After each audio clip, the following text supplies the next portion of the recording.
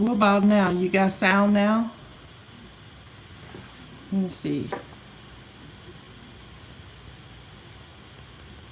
Microphone check. One, two.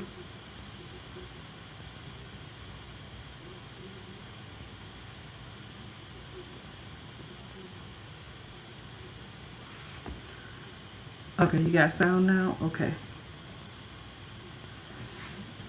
Well, he said, I can't sleep. Listen,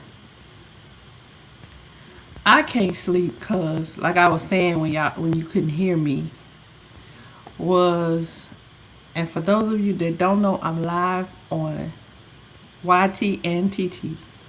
So if I seem like I'm talking to somebody that's not in your chat, it's probably because I am. I'm talking to somebody else on a different one. But yeah, I can't sleep because here for the past week or so, my mind has been consumed with um a lot of knowledge. Hold on, y'all. And trying to make sure that the people on TikTok can hear me. So my mind has been consumed with a lot of information. Yeah. Y'all can hear me? Information. Yep, y'all can hear me. All right. And the information that I have been consumed with, I can't share with the people on TikTok, but I can share it with my YouTube family. And that's what I've been doing. You can't sleep either, 99. Hey, 99. Good to see you. I know you've been around. I just haven't been seeing you, but it's good to see you. I know that you're okay. But I've been roaming these social media streets, and not a specific platform, but a whole bunch different platforms. Hey Mona, you still up too? I've been roaming and my mind's just been going and going and going, because when I'm learning something or I catch a hold of something, I hate that this thing keep cutting up my head. But when I'm learning something, I like to keep going. I don't like to stop. And we've been learning a lot about our history lately. Welcome in, everybody. Welcome in. Uncovering a lot of information about the history in the United States and a lot of corrupt things that we've done to people all across the world. And not just people across the world, but people here on U.S. soil. And it's just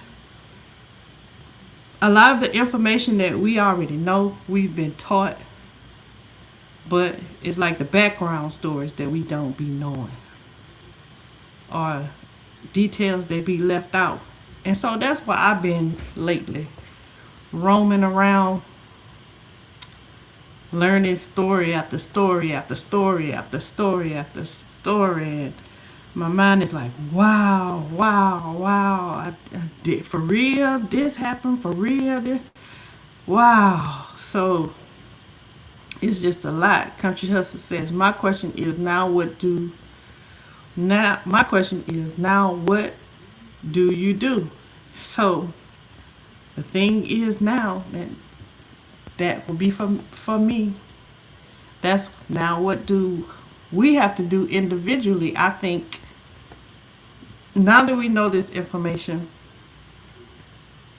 we have to move differently in our lives. And if we are moving differently in our lives, um, individually and collectively, we can make a difference.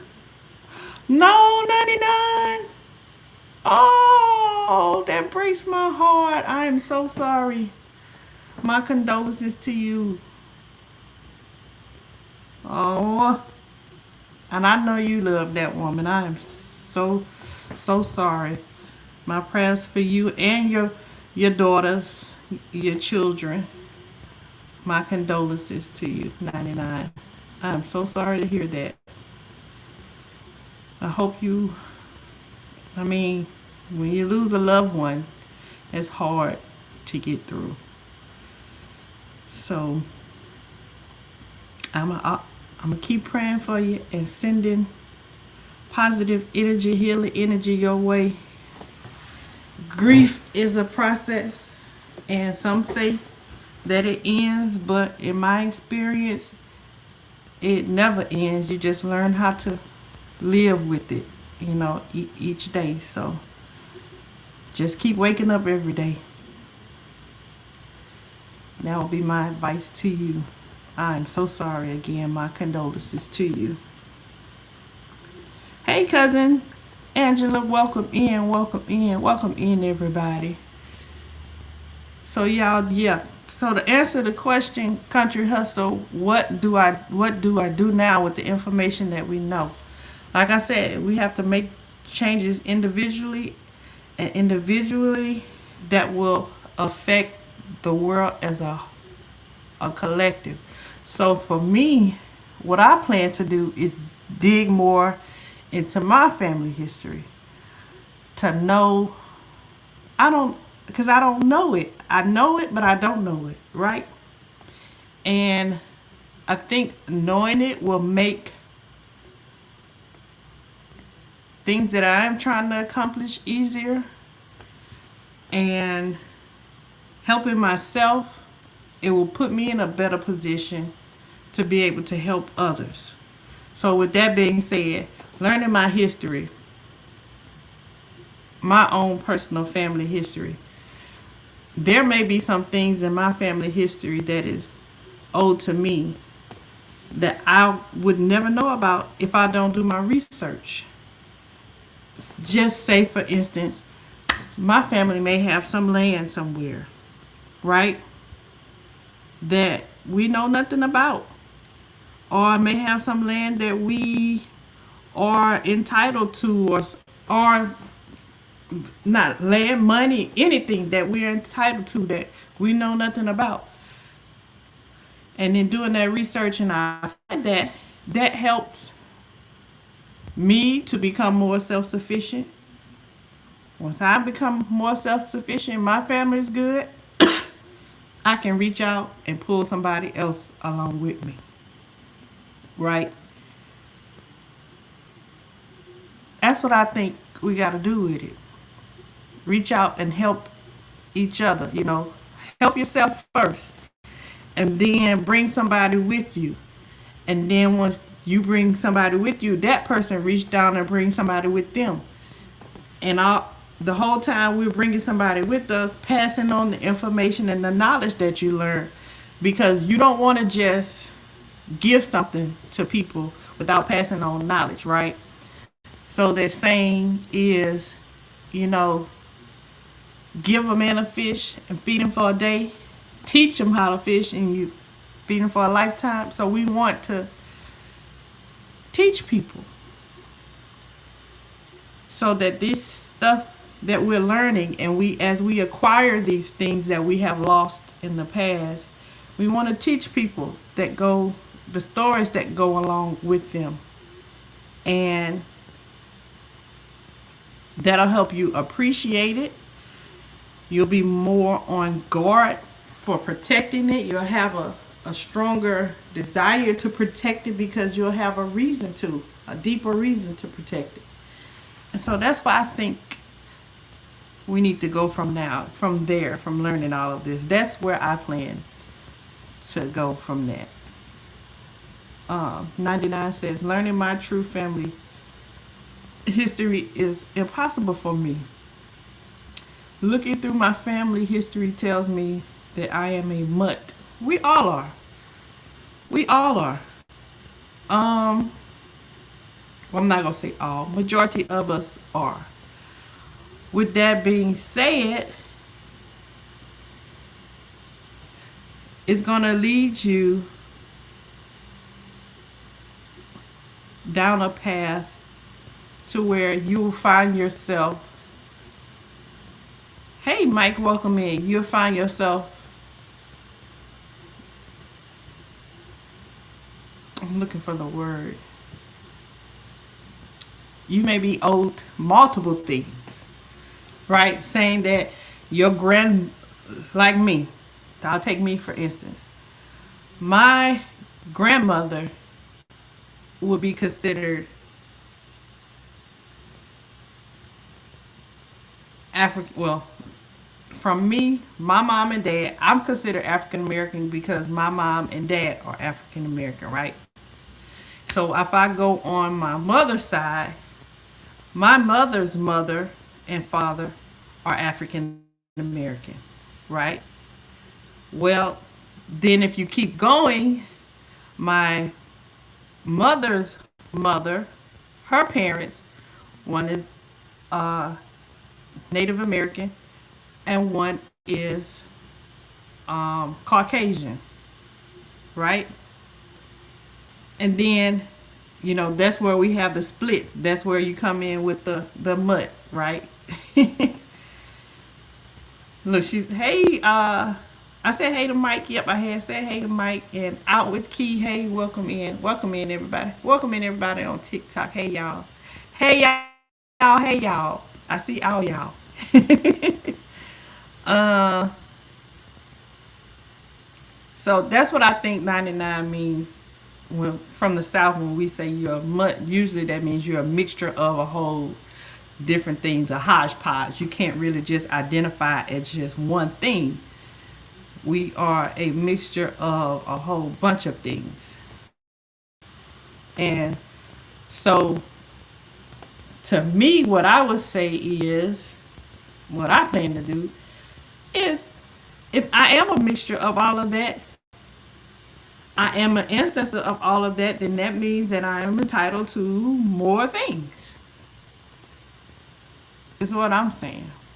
So, by my great grandmother being a Native American, and then my great grandfather being Caucasian. I'm saying Caucasian because I don't know for sure what his background was, because I don't know if he was European.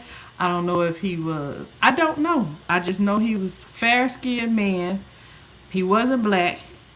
And the situation was my great grandmother was his child because her mother, which was a Native American, which is my great great grandmother, she was, and I can't say the word, graped without the G by him. And that's how my grandmother, my great grandmother, became. So, yeah, that's on my mom's side. Then we go on my dad's side and try to, figure out things on my dad's side. So my dad is African American. His parents, mom and dad, I know his mom, she's African American. My dad's dad is a question mark. Like, I seen a picture of him, and he looks African American. I didn't know him because he was unalived. Um, Before I was even born, he was unalived when my dad was young. So I don't know him, and my dad really didn't know him. Um, and my dad's gone, so I can't really get a story about that. And all of him and his siblings didn't have the same dad. So it's not like I could have asked my aunts or whatever. But um so that's my dad's parents. So I know nothing about my grandfather on my dad's side, his mom and dad. I can't even go, I stop right there. But on his mother, yeah, I don't know her people either.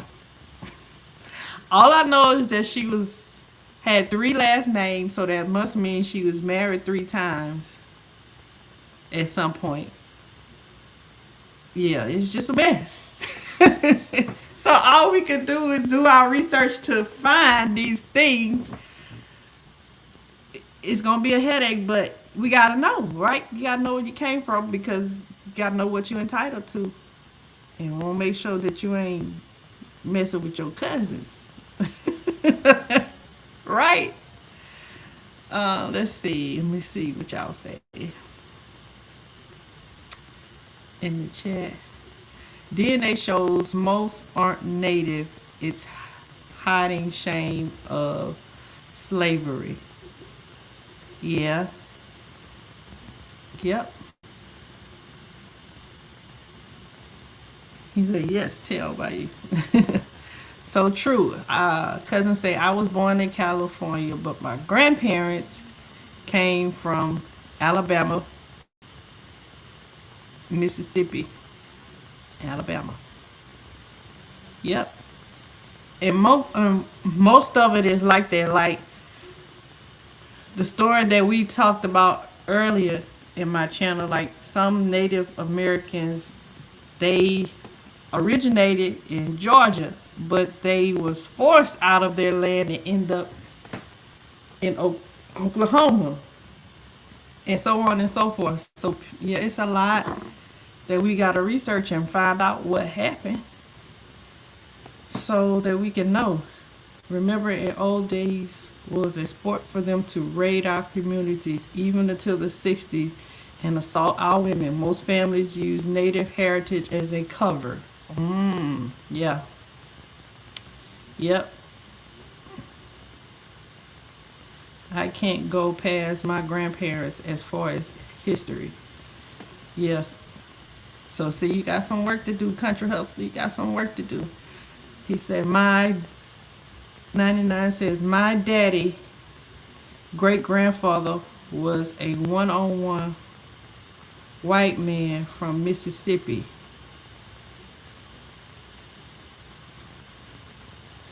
Wait, now that's some talk I don't understand. Was a one on what's a one on one?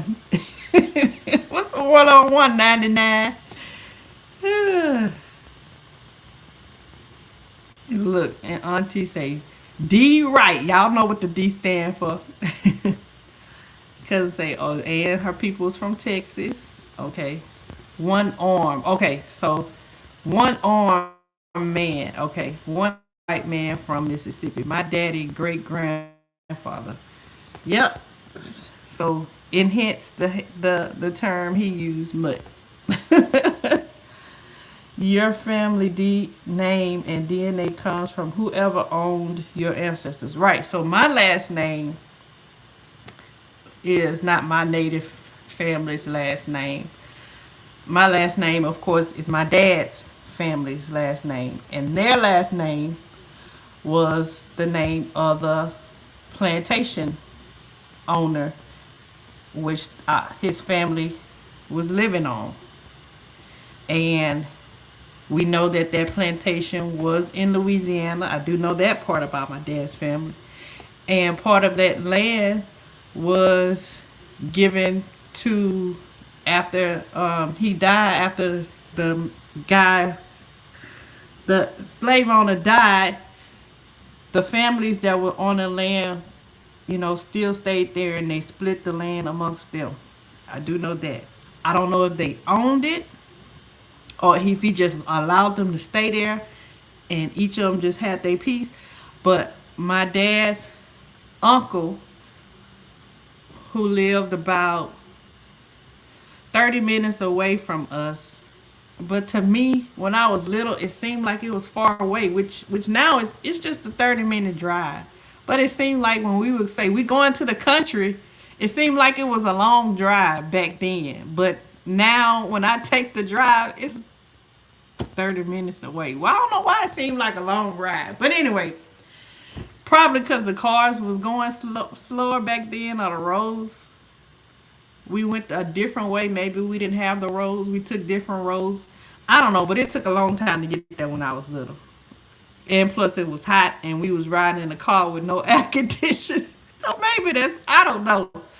But we had my dad's uncle, which was his father's brother, which is who was kind of like my dad's dad because his dad had got unalived while he was young, so he really didn't know much about his dad, but he was connected to his dad's family by his dad's brother. He had well two of his brothers, but one of his brothers really kind of kept up with my dad, and they stayed on the plantation. And we would go up there every once in a while and go on the plantation and pick potatoes, um, play with the chickens, and see the garden and things like that. So I do know that my last name is not my original last name, but that's the land that we took from the plantation that we was on. So I do need to do some research on that because they stayed on that land, him and his wife, and they worked that land, and it's still there. There's nothing on it. Nobody's doing nothing to it. It's just there. So I don't know, but that's a part of figuring things out. He said, I have a lot of information on my mom's side, cousin Angela says. And Tony says, my last is Smith. Go right. That's a common name, Smith. Right. Go figure. Go figure. Man, it just makes it a little harder for you to try to dig deep, man. If it's got some people that knew your people, that you can talk to, just makes your journey a little bit harder than others. Country Hustle said, my grandparents worked on a plantation in Louisiana, but don't have the last name. Yeah, the speed limit wasn't fast in Louisiana. I think that's what it was. The speed limit probably was slow, and then it just made us think that we was going far when we wasn't. So yeah, LOL. Mike said yes. LOL. Ride to grandma's house felt forever. It'd be 10 minutes now, right? Oh Lord. Less roads, highways, I guess. I'm guessing too, Mike. I'm guessing. 99 says both of my grandfather's last names was Smith. One from Louisiana and one from Mississippi. Well, you narrowed down your search. You know where they are from. So I do know that in Louisiana, in West Baton Rouge, there is a grave site where on a farm where my ancestors are buried, and we went to visit it.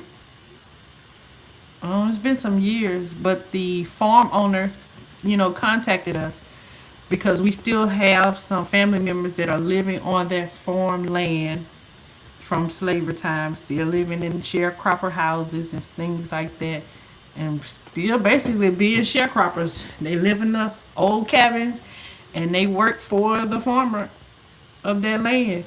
And so he talks to them and gave information to them that in the middle of this land is the graveyard. I can't do nothing with it.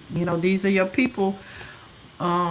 He wants to give them a proper place to be buried and wants to relocate it. So he told them, they told us, we went and looked and figure out what to do. I mean, so that's part of history that we're learning, and there's no tombstones, nothing. Is just, they just there, right? Well, they got like markings for the graves, but no names. Like you don't know who is who. So Country Hustle said, I found out that a lot of plantations in Louisiana wasn't owned but leased. That's crazy. And I wouldn't be surprised. I would not be surprised. It's a lot. Things are, it's a lot of research that got to be done. But we got to do it. Somebody got to do it, because if we keep letting it go on and on and on, eventually it's going to be too much for somebody to go back and retrace. Like at this point, I feel like for me, I'm at the point to where you say grave sites are too spooky for me. Yeah, I'm at the point to where I feel like it's a lot to go back from the point from where I am. But if I wait too long and just let the next generation get it, then that's just information that they lost. More information that they lost. More years. If I can get there, if I can start here and get back as far as I can, and then pass that on to them, then maybe they can pick up the baton, and keep, go a little further than what I'm doing. But somebody got to do something. We got to do something. Hey, Gumbo, welcome in, welcome in. I'm just talking to my people on TikTok and YouTube. I was I do a Gumbo garden conversation on YouTube because I can't do it here on TikTok. And because of the information that we be going over. And we did a lesson today talking about knowing your history. If you don't know your history, then you won't know where you came from. You'll lose it. They'll erase it, and it will repeat itself. You will repeat yourself. So we were learning a whole bunch of different things. Like we learned what really happened to Malcolm X. We learned, well, we already knew that, but we revisited and coupled that with the public information. We briefly talked about Gaddafi because we talked about that earlier. We talked about, oh, y'all, what did we talk about? A whole lot of stuff. A whole lot of different cultures of how their land was taken from them and they had to migrate to different areas, like with the current WAR that's going on right now, how we have joined forces with a specific country and they're trying to push people off of land saying it is theirs when we've done research and saw that, that's not true.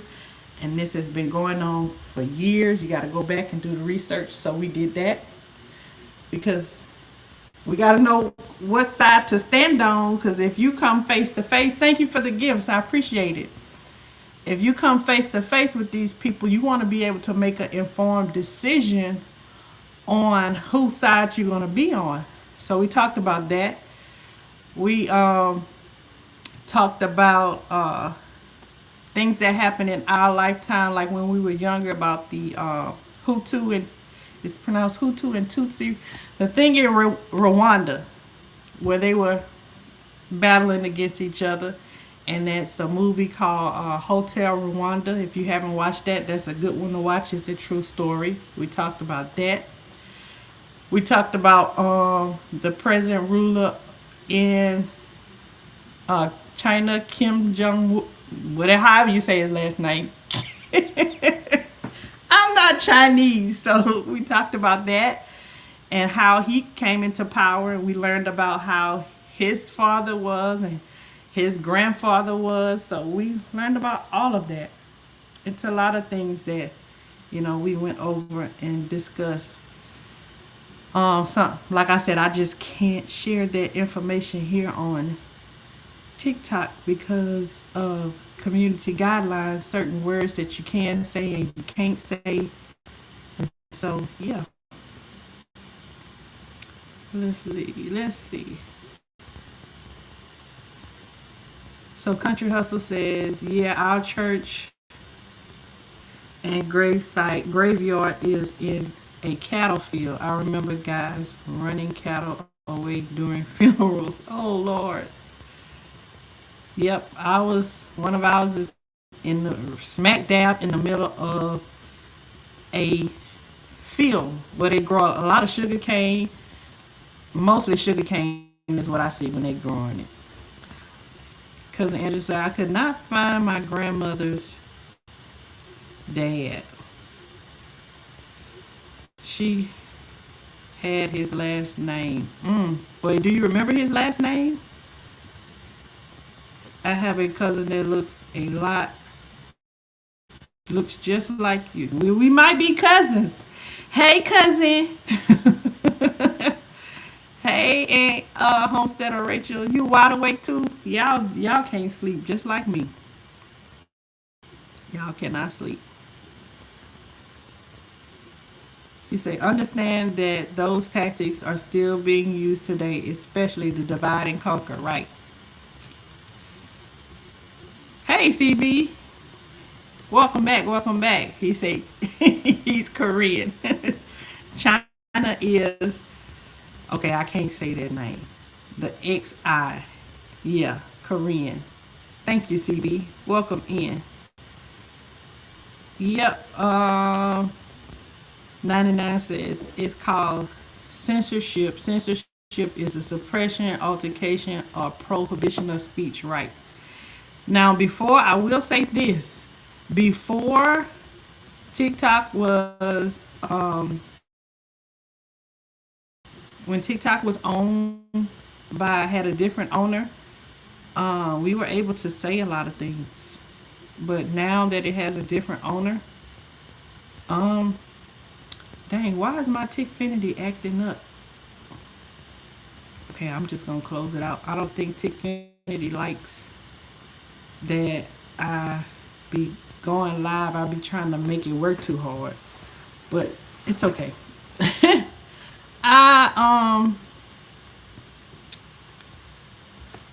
I lost my train of thought. Let me see. It was something that 99 said. Oh, before we had the U.S. owning TikTok, you were able to say a whole lot of things because it was a foreign entity controlling it. And so they didn't care that you were putting out things about the United States. But now, which is one of the reasons why I joined TikTok. Hey, Danielle. Thank you for the heart me. I appreciate it. One of the reasons for me joining TikTok was because I was able to speak more freely on TikTok than I can on YouTube. But now it's reversed. Now I cannot. Most of my open-ended conversations are on YouTube because I can say what I want to say, which is crazy. Because it was, I'm running to TikTok because YouTube won't let me say what I want to say. Now I can say what I want to say on YouTube, but I can't say it on TikTok. So it's just frustrating, but yeah. Look, the night owls are up. Danielle, you are up too, huh? We are all night owls and up. CB said, we're a graveyard shift family. You cooking dinner? My wife still. I'm cooking dinner still. Wife will be waking up soon. Oh, so look, y'all my kind of family. Listen. I am definitely a night owl. And I homeschool one of my kids. The other one, he's in college. But yeah, we're definitely a night owl family too. We up during the night, except for the one that goes to college because he still gotta, go to sleep at night and get up to go to class in the morning and practice and all of that. But definitely a night owl. Definitely a night owl. But y'all, so CB, you had mentioned earlier in the chat about the Black Panther, the leader of the Black Panther guy, right? I found a video. We had not discussed it, but we mentioned his name. And the video, the most of the videos that we've been watching, it tells a quick story, but it fits everything in within 5 minutes. Oh my God. She said, yes, I'm going to come back audio clipping could be me. Okay. No problem. Look, That video, it tells you everything and tells you why they unalived him. And I like how they set it up. I'm not going to spoil it for y'all, but I like how they set it up. They set it up, giving you the story that the world gives us, right? The censored version. And then they say, but this is what really happened. It makes you go, do tell. So I can't wait to share that with y'all. We're going to look at that tomorrow. It's going to be early tomorrow because y'all know I work overnights. So it's going to be like a afternoon kind of thing, like a 2-3 o'clock kind of thingy. And we'll talk about that and go over some more videos. Let's see. CB said, I mostly chat on Twitter. You can talk more freely and it's a lot easier to see who's talking to who. Y'all got me following lives here because of the garden community, right? Oh, but can you go live on Twitter? I don't know. Can you go live on Twitter? He said, we can't sleep night. Yeah, we can't sleep night, people. I am a big supporter of the Panthers. Okay. We would love to hear some background stories if you wouldn't mind sharing. We sure would love to hear it. We have had at one time one of the members in our garden community. I don't know if you know her, Miss Gail Georgia Peachnut. I interviewed her to get her perspective about some things on Dr. Martin Luther King. I'll repost that so you can watch it. She grew up with the family, so that was a blessing for us to be able to have her as part of our community and ask her some questions and her give us some inside information. So really good interview. I'll repost it so you can go back and look at it. Angela says, begrudgingly, I have to get up early. Oh, sorry, cousin. And thank you for coming in. She said, I'm not a morning person, but she got to get going to bed. Love you, cousin. Take care. Peace, love, and blessings. Oh, he said, oh, you meant Twitch. Okay. Twitch, not Twitter. Now, I know you can go live with Twitch. Yeah. Twitch for me is for the young folk. And I'm saying that because Twitch came along during my son's era. Right, and that's what the same thing what I said for what is that I'm using? Not Twitch. Shoot, let me look at this app. What is it called? Discord. Yeah, I was saying Discord was for the young people. I joined Discord. I joined Twitch because of a TikTok follower that I was following. He was streaming video games, and I don't even play video games, but I enjoy watching him play, and I enjoyed the conversation that we had. Hey, Miss American, what you doing up, girl? What are you doing up? Thank you, Miss Mary Asian. You a night owl too, honey? Probably up working. But yep, I joined Twitch, and so I would be in there. He'd be playing the game, and we'd be having mind stimulating conversations. And then from there, we went to having movie nights, watching movies. So Twitch is, I know a little bit about Twitch, but you know how old people are. When you start doing something, you stick to that one thing, and it's hard for you to get away to learn new stuff. Thank y'all for tapping the screen. I appreciate it over there at the tickety top. Look, Mike say I'll be up 5 more hours. Look, me too. Sleep is nowhere in my near future.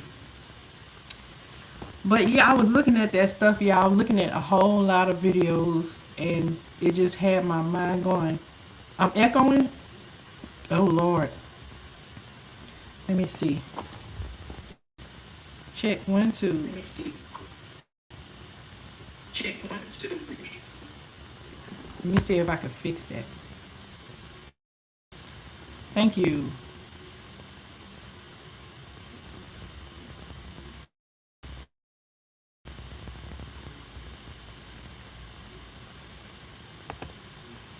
Check 1 2. What about now? Is it a better sound now? I hope. I hope it's a better sound. Uh, CB says, let me see what he said. We put it on the big screen so I can read it. I do. You gotta try to keep learning and trying new things. Once we get set in our ways, the world leaves us behind. I struggle with that. Yes, I definitely struggle with that. You're not alone, my friend. You are not alone.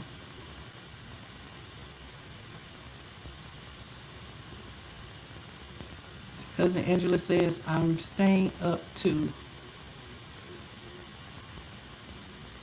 Um, 99 says, you're good here. I know y'all good on that side, but they may have been having. Let me check. Hold on. They may have been having. Let me check. Hold on. Okay, y'all sound should be better now on TikTok because I think I had two sounds going through on TikTok, so it should be better. Um, I found Twitch a year ago before COVID. I'm disabled, get sick a lot. I was housebound most of that year and needed a way to talk to folks. Okay. I think that's how most of us here in the gardening community found each other. We were um, starting gardens. And I can say for me, I wanted to get on here because I was starting a garden and I was doing research, trying to find answers. And I didn't have my ancestors to go and ask questions to because they had passed on. And so I started YouTube University. And it started YouTube University. I've seen other people in their lives talking and sharing gardening information. So I was like, I want to be a part of that community. I want access to the information they have. I want to be able to ask the questions and, talk. And so that's how I got connected with a lot of the gardeners on YouTube. And it just went from there. Like thank y'all on TikTok for helping me achieve my live goal. Thank y'all so much. That's how I got hooked up with a lot of the ones on YouTube. It just went from there. From me searching for knowledge for myself and wanting to share the knowledge that I learned with other people that may come behind me and may want that. And I had already been gardening before 2020, but I had stopped. And so I got a spark to start it. And when I started watching other people do it on YouTube, then that gave me the extra push to start it. Because I felt like I had the foundation to back me I had the information to back me to be more successful with it. So, yeah, that's what helped me. Oh, that sounds like rain. I hope it's not raining. All right, let me see. Mike says, before gardening and squirrels, I was a Fortnite carry on Twitch. Oh, you play Fortnite on Twitch? Lord, that's my kids. I got so sick of them playing Fortnite every weekend they had when they was out of school. It's Fortnite this, Fortnite that, Fortnite that, and buying whatever things they buying a sleeve. Mom, you send me some money so I can get this sleeve. Send me some money so I can get this. Whatever the things is called, the monies that you can give them to get. I'm like, boy, please get out of my face. Then it went to Roblox and you want in Robux. I'm like, I don't have to worry about that now. They have graduated to other things. So Mike said, I got bored of it though. I was playing squad mode solo and getting VRs. So what y'all know about Pal Talk? What's Pal Talk? What is that?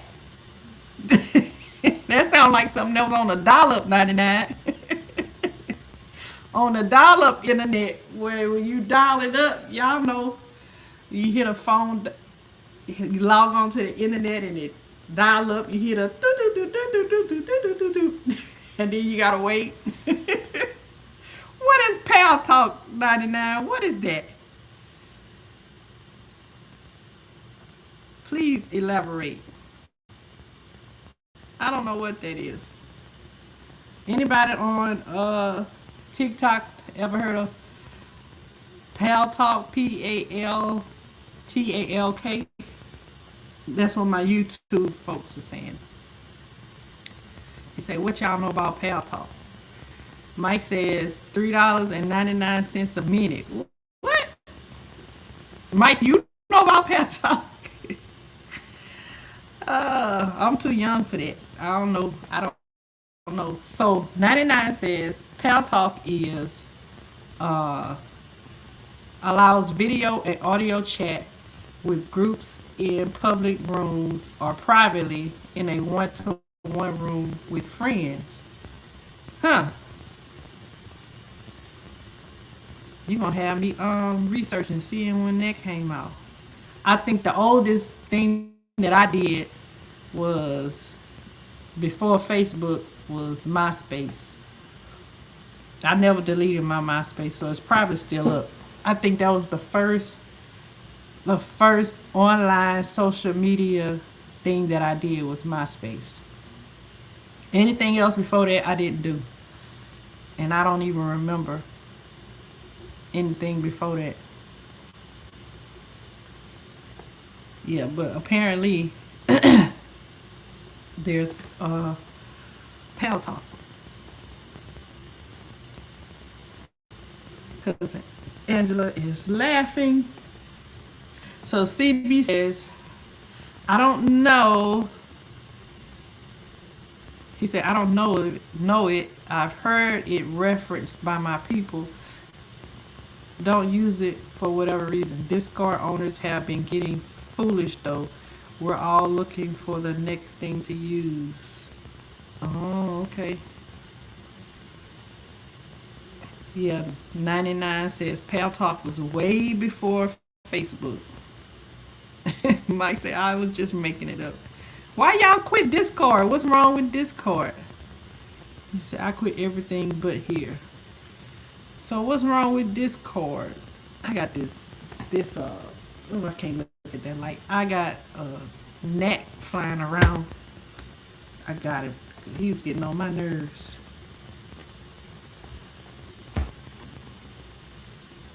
Let me get him off my computer.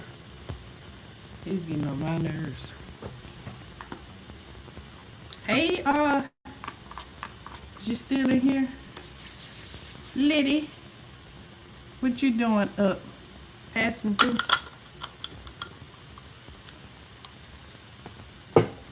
So, yeah, y'all, before MySpace, okay, Pal Talk gonna have you in it. Lord, I ain't trying to turn no tricks now.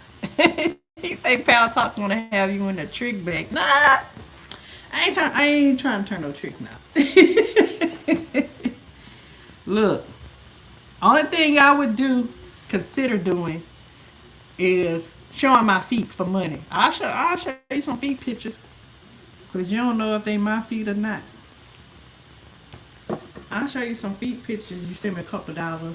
I'll do that. But anything else, if that's tricking, then yeah, I'll do that. Show me a little feet for some change. I'll do that. But anything else, nah. But yeah, those videos, guys, it sent me into I wouldn't say a rabbit hole, but it sent me into some researching. I even went to as far as, I don't know why, but researching like symbols and things that we use and trying to go back further to find the origin of these symbols, right? So with Greek mythology, trying to go back before that, because before the Greek there were people before them, so they got it from somewhere, right? Everything has been influenced by something that was here before them. So, gotta do your research and see what happened before then, and what happened before that, and what happened before that, to see how we got to where we are now. So that's what I have been doing, and I ended up trying to take a break from it, and I went on Mona's them live. I was like, well, let me take a break from this and give my mind a break. But they was ending their live. I was like, oh, well. So then I say, well, let me go live and see what everybody else is doing, if they still up, and we could talk. And apparently, y'all still up, and I am too. So CB says, Discord trying to find a way to monetize its users better. Sell your data, restrict what you can do without you paying, find useless stuff for you, for you to spend money on. Privacy issue is the worst. Wow. So I got to do my research on Discord. I only joined it because of these Bush people is be killing me, y'all. I got to do my research on Discord, because I use it because I'm part of a club, and that's where we have our meetings. And I just joined it assuming that it was a safe place. And that's what I've been using, but I have not done my due diligence and research on that. So thank you for the Go Populars.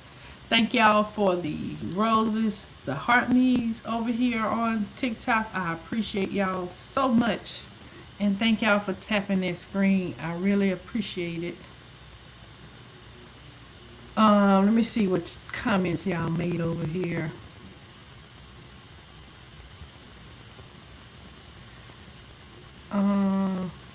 Mike said, first time on AOL Messenger, some older lady I thought was normal was, oh, she was naked? I was like, nope, uninstalled.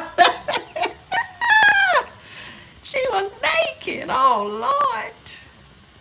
He says, yes, Messenger, a popular instant messaging client feature.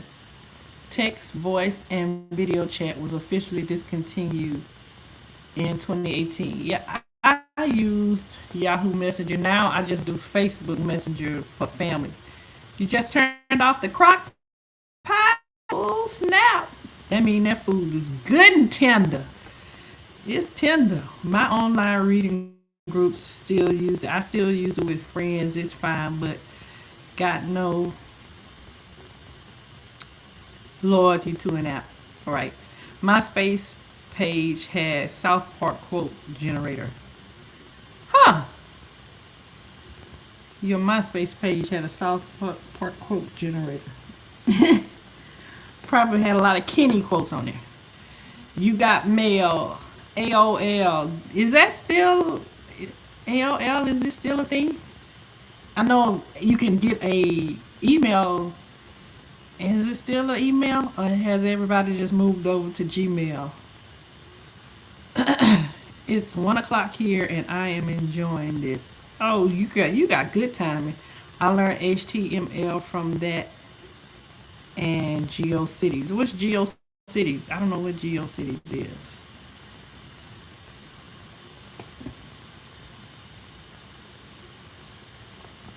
Man. So I wish that I could share the information on TikTok like I share on YouTube, like sharing my screen and things, but I can't. And that's what make it so crazy. Let me see. Your feet is not what we want to see. Some people would love to see my feet. Okay? FYI, just so you know. Somebody might find my feet sexy. Oh, and talk. What is Talk City? Yeah, y'all have been into these social media streets long before I have, so y'all have some background stories and information that I don't have. So y'all got that experience. Let me think. Before MySpace or after MySpace? Yeah, I think I went straight to Facebook because communicating with my friends. And then let me just say I am a introvert more so back then than I am now. Back then I would have never joined no social media and you wouldn't catch me going live. Hence why I don't know about all this other stuff before MySpace. So it took me a while for MySpace. I was in the church, right? And all that internet stuff was the devil. I was in the church. So much in the church that, MySpace was my first thing. Before that, I had a phone. And you text me or call me if you wanted me, or I'll see you at church. Uh-oh, hold on. Let's see what we got going on. Yeah. They say we gotta do this puzzle to let them know that I'm still here.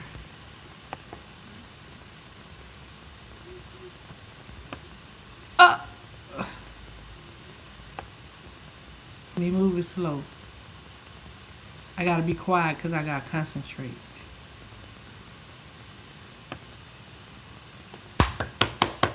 We did it! We did it! We did it! Yay! We did it! We did it! We did it! Yay!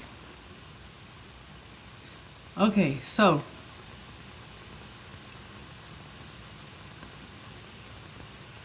let me see what I got for y'all.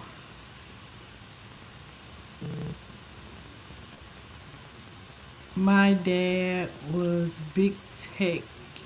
I got one line in 93. It was a mistake. Sugar, do you have on a Wonder Woman outfit? No, I got on a moo girl. It looked like one Wonder Woman. It's a moo. I got on a moo. A moo. Oh, my moo girl. See, I don't know if you can see this sleeve. Yeah, it's a moo. See? It's a moo. A moo. Do you know anything about Prodigy? Uh, it depends on who you talking about. If you're talking about the group, the music group Prodigy, or is there a book?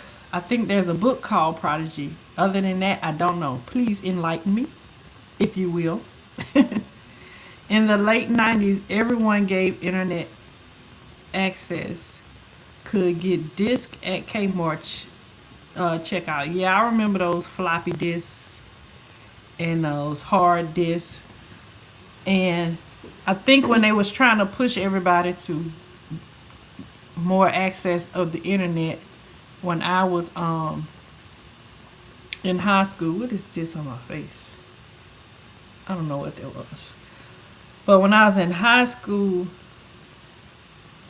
middle school, we had a computer lab, but it wasn't required, but they had it as an elective. But the computer lab was mainly to teach people how to program, right? It wasn't to teach you about the internet. When I got to high school, that's when they started to teach you about the internet, when you had to learn uh, protocol, internet, is it protocol? Yeah, protocol, um, guidelines and regulations for when you're on the internet, how you should act, and all of that. Yeah, they started that in high school. And then you got the keyboard in class, so you can learn how to type. Um, all of that, things like that. Um, by that time, no, MySpace and all that wasn't around. I didn't even have a phone in high school.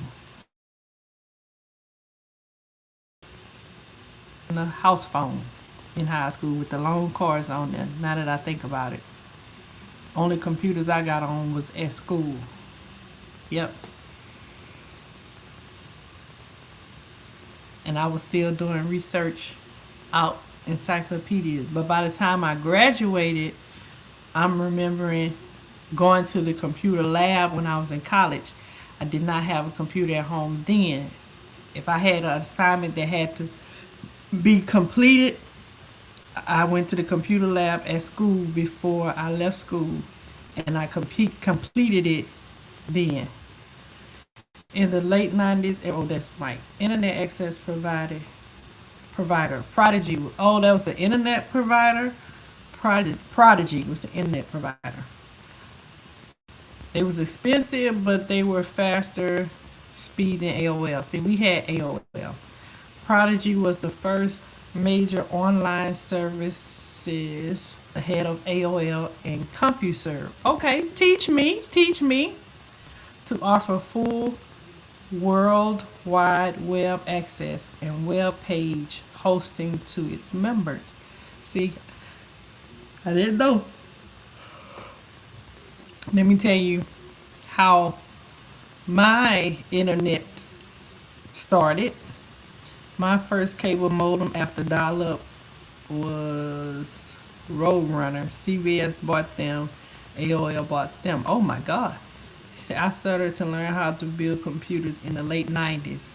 And I think that's when I got introduced to computers. And I'm going to tell you how. We had computers at school, but not at home.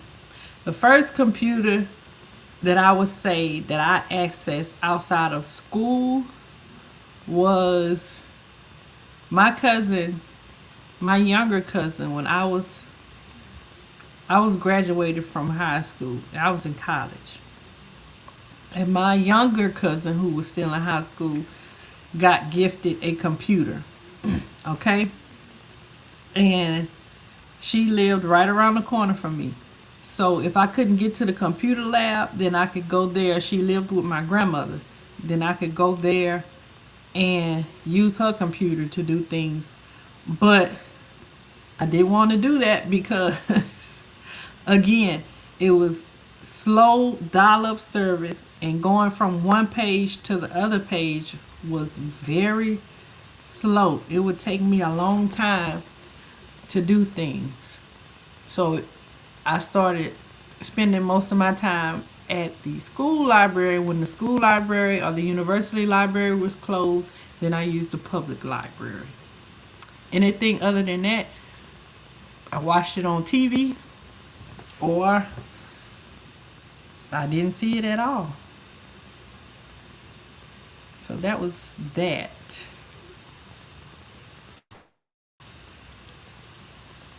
Old school for sure. Yeah, definitely. Let's see. Oh, he's speaking of that. My first built PC was, whoa, Compact 486. That's well over my head. She said, CB said, we had Prodigy before AOL came around. Then I found a way to change some files around and get free internet. What? Wish it was still that easy. Yeah. Had Windows. What? 3.0. Where we at now? What Windows I got? 11? We had 11. Golly, Mike say he Windows 3.0. Ah, Windows 95. Win 95. Okay, he talking to Mike. Yeah, y'all really computer geeks. Yeah, ain't we at Windows 11? I believe. But I don't think that's how the numbers go because seems like I remember they had other numbers before that. Excuse me, y'all. I remember my friend had a Commodore 64 and had an internet service called Q-Link. Now I remember Q-Link. I remember Q-Link. I don't know why, but that name sounds familiar. Q-Link do sound familiar. DOS had fun games. Moving from the old Windows to the 95 version was magical for sure. My first purchased PC was Tandy Radio Shack in like 1984. Oh Lord. I was on the internet before AOL. My friends called me the mad typist. Lord, I am so behind in the internet world then. TRS 80. We were playing Nintendo and Sega Genesis at them times. Yep. Now that I think about it, yeah, when y'all was doing the computers and stuff, yeah, I was doing Nintendo and Sega and Coleco and Atari. Yeah. So that's why while y'all was on the computers, I was still in the video games. Yep. I'm still on 10. I stayed on 7 for at Windows. So yeah, they had to make me change it. Gonna be the same this time too. So you still on 10. I only got 11 because I updated my computer, and that's why I got 11. My mom wouldn't let me get Commodore or Commodore or Atom. Dial up with the. See, that's not my language. I don't know. I don't know. But that makes sense. The stuff that y'all saying y'all was doing around that time. I was alive around that time, and I was a teenager, young adult. But my young teenage years, I was playing Nintendo. Yeah, I was a gamer then.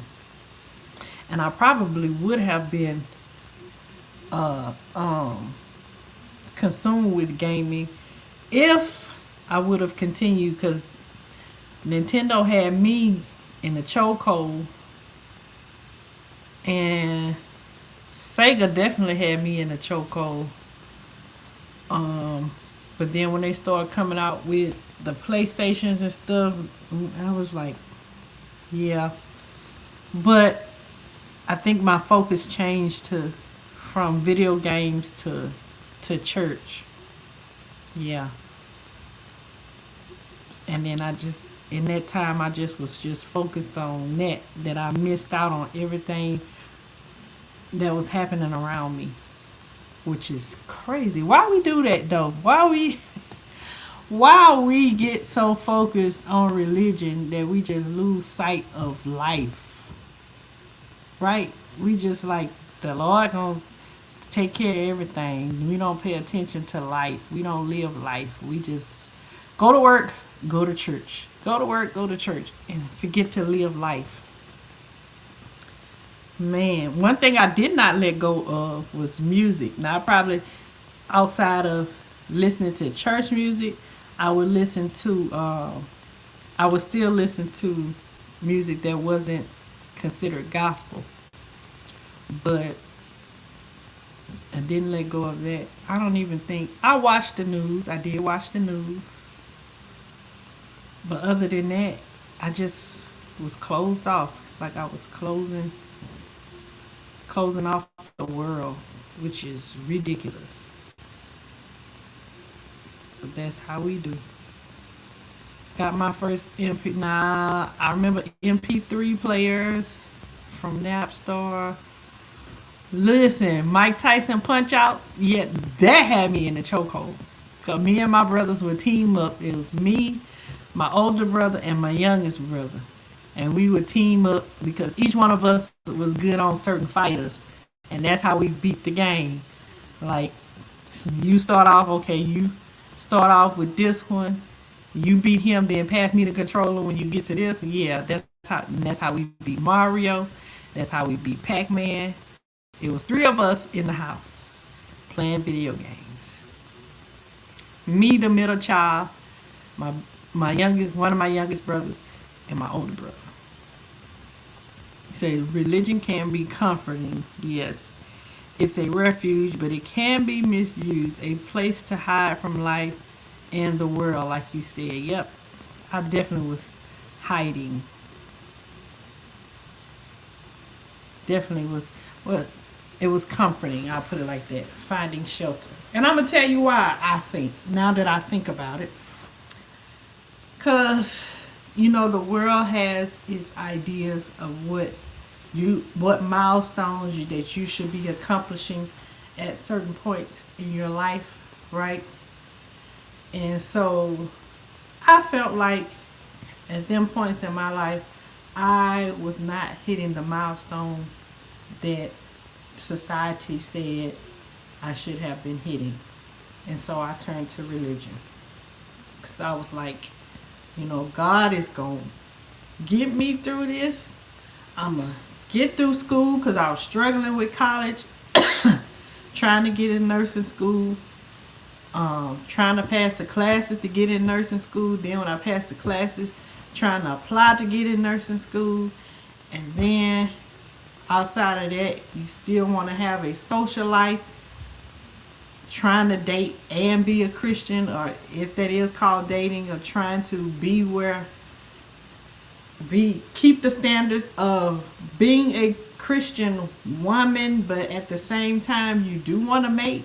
So you battling, with that. It's just it was a whole lot trying to meet those social standards. Then once you finish college, then you like, okay, so where's the husband and the kids? Like, at this time I'm supposed to be husband and kids. I didn't meet that milestone. Yeah. Then I felt like I had exchanged my career for a family. So I felt like, okay, well, since I went after my career instead of going after having a family, so now now that I got my career, now I can focus on family, and it didn't happen the way in the timeline that I thought. So yeah, religion just was a safe space. I would say that was my place to go. But it helped. It got me through. It got me through. When you got religion, I was listening to Roger Trout and more bounce to the house. DJ Terry T, baby. Listen. Look. I was still listening to more bounce to the ounce too. But I was going to church. And I was hearing that. And then was I work? Yeah, I was working, going to church, going to school. That was my life. Working, going to church, go to school. Work, go to church, go to school. Yeah, it was those things. So that's life be lifing. So I'm going to give y'all a little background about me and music and how I think I ended up doing this DJ thing. I've always liked music. Always loved music. I would say that. So with music, I started off. Welcome in, J Hall. Thank you for being here. Thank you for tapping that screen. How I started off with music was my parents have been always in the church all my life, right? I've been in church. If the doors was open, we was in there. If we was the only family in there, we was in there, right? So we was in the church. So with that, my mom and my dad was in the choir. My mom couldn't sing. Shh, don't tell nobody. My dad was in the choir. His family was into singing. They had a community choir. They would go all around. They were really good. Go all around the community, the city, singing at different churches with the community choir. And of course, I got dragged along. And I'm saying dragged, but I liked it. The music was good. And it was kind of like they was competing a little bit, but they wasn't. Because it was like friendly competition. Because they would tell each other that they sounded good or whatever. It would encourage them. If somebody did a song better than them, or if their choir sound better than them, then that would just encourage them to go back, and next time they would meet up, they would sound even better. So they would do things like that. So at a young age, we did that. Then we had what we would call singings. Well, the quartet groups would come around and they would have programs. And I didn't go to very many of them because when I was younger, those was for the young people that was in church, but they was in church, but they wasn't in church. If you get what I'm saying. So they, you go to the quartet singing, they standing outside smoking in front of the church, and then go right back in there and sing about the Lord, or they outside messing with some woman, or if you get what I'm saying, then go in and do their thing and sing. If you know. So I didn't go to a lot of them, but I went to enough to be exposed to the singing and the atmosphere, right? So I did that, and then let me see. Did we pause? No, we back. So with the quartet singing, we went back to the choir, but we wasn't traveling as much. So we was doing the choir thing for a long time, and then we ended up with you got the choir, but then you have the lead singers on the microphone. So you got the choirs, but you got the lead singers on the microphone. So then by that time, I became active in the choir, right? And then my generation, I became active as one of the lead singers. So like I thought I was a alto, but they keep putting me in soprano. I hated it, but I was a very strong alto. If I'm leading the song, I can sing soprano. But if I'm backing up and you want me to hold notes and hit high notes, put me in the alto, please. But I didn't have a choice. And so from that point, I became, as I got older, as a young adult, I became the choir director. And from there, that's when that lasted for a long time. And then things elevated into praise teams. And so we'd have the choirs on some days, and then other days you do the praise team. So I ended up doing the praise team, and that lasted for a long time. And then I went from the praise team to it was just, I don't know, what would you call the praise? It wasn't the praise team. It was the person that we call it devotional service. So we went from having a praise team to having devotional before service. So that means one person will open up the church when church got started. It'll be one person that go up there and open up with singing songs, and the congregation would just join in. And so that ended up being me. And then eventually we went back to having backup singers with the person that opened up. And so with that, I just always been around singing, around music, loving music. I've always loved music. So I'm gonna back up before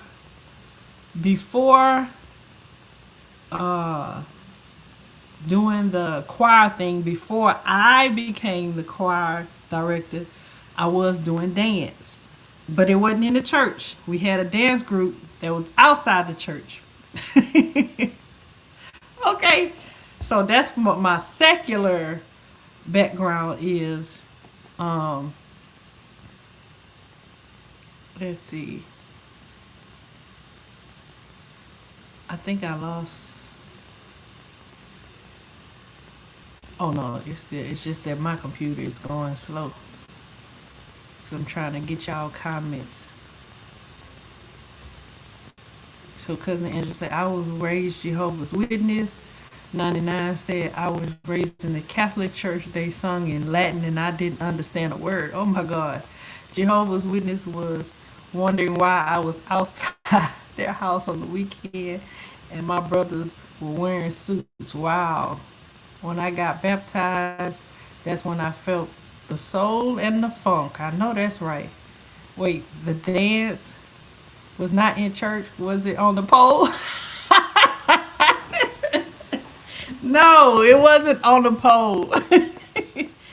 I was on a dance team that I created with some of my cousins, and we would get together and make up dances on the weekend to go be in competition.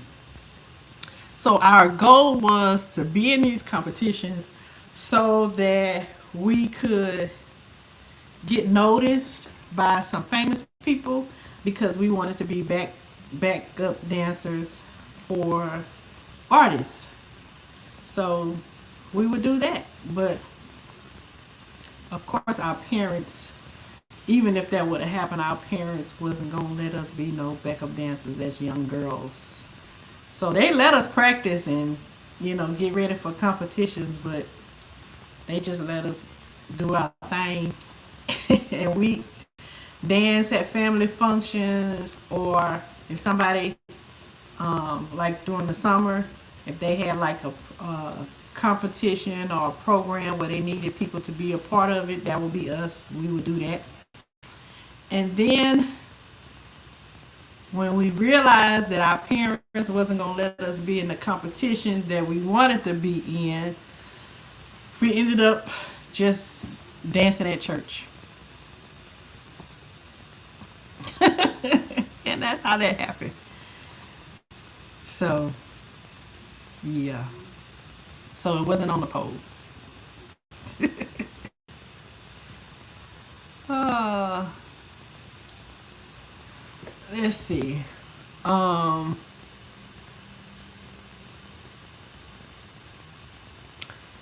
Trying to think, did I skip anything? No, that's basically it. How I got started in music, and then music has always been throughout my life. It has been the thing that has gotten me through good moments and bad moments. I could listen to a song and I knew specifically what song that I would need to listen to get me through the moment. And it was all, I'm not gonna say all genres, but it was mostly gospel, R&B. Um, I listened to hip hop, but early hip hop I liked, and I listened to it. But as I got older and hip hop began to change, I began to not like hip hop. So I don't listen to much rap music now. It has to be certain songs that catch my attention, depending on the message and the music, that'll get me to like it. But it's mostly R&B, gospel, neo soul, jazz, things like that. Um, that helps me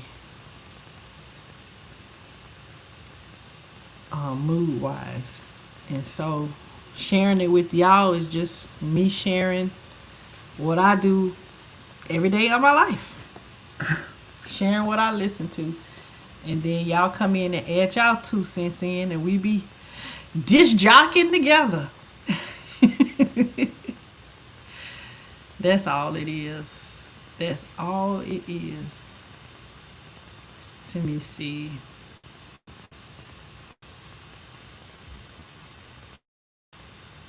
He said, I can't remember singing a song in the Muslim mosque.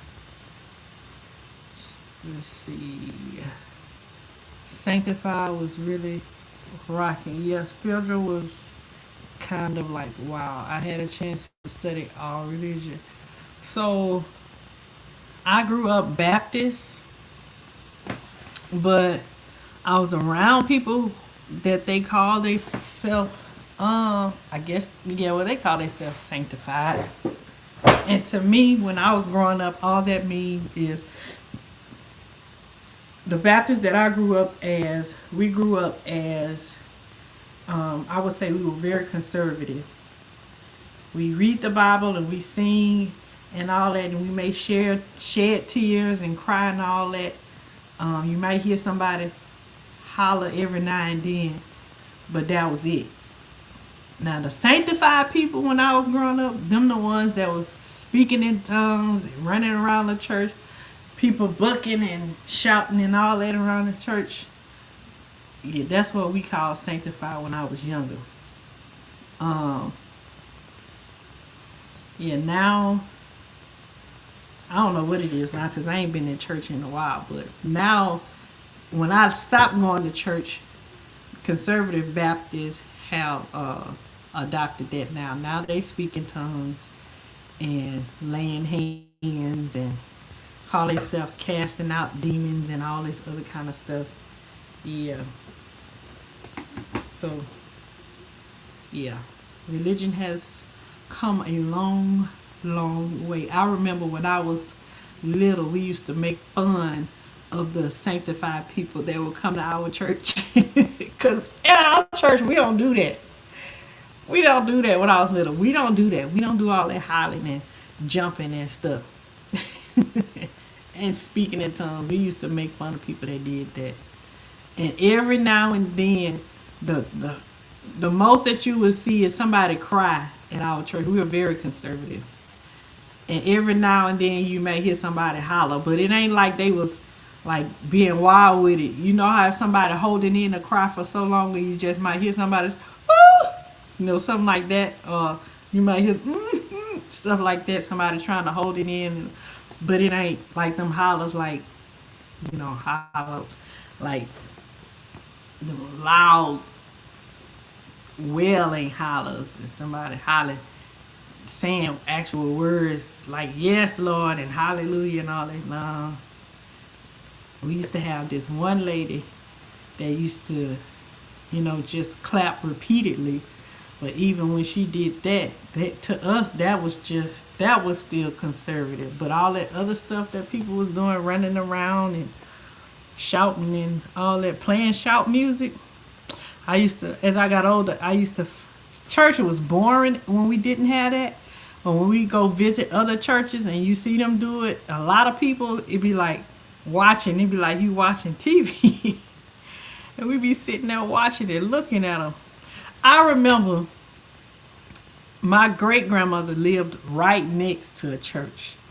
And I used to love to go to her house on Friday nights. I don't know why I ended up at her house on Friday night. I think because my mama was working late at her second job, and we would stay at my grandmother's house. Well, my grandmother stayed down the street from her mom, and in between their house was a church. And so my great grandmother's house was right next to the church. And right next to my grandmother's porch, you can go outside and sit on the porch, and you could hear the music from the church and hear the people singing, and you could hear the drums. So we used to go out, and they was sanctified church. So we used to go outside and we could hear them singing. They was one of the best choirs in the city, or groups in the city, whatever you want to call them. And so I felt like I was listening to John P. Keaton when I was hearing them singing, because they had drums and beating and all that stuff. Because see, at my church, we didn't have drums. We were still thinking that drums wasn't of God. Yeah, all that wasn't of God. We barely had tamarines. We were very much conservative. All we had was hand claps and a piano. And then eventually we graduated, and I ain't gonna even say it was drums, it was just the snare and the cymbal for years before we got a whole drum set. So church was kind of boring, but it is what it is. So I used to love sitting on my grandmother's porch and listening to them sing and everything. And they would have what we call singings on Friday nights. They would get into it. They were a very emotionally charged church. He said, my mom bounced faith to faith. Oh yeah. Last night a DJ saved my life. Yep. If they knocked on our door, she joined. Really, Mike? Your mom was like that? We went to some churches. Scientology got rid her once they learned she was. Oh wow, isn't that something? Pop culture Christianity drives me up the wall. Yeah, my childhood church was just hymns, one piano, and a bunch of folks mumbling along. Yep, that's how we was. Our church was so boring.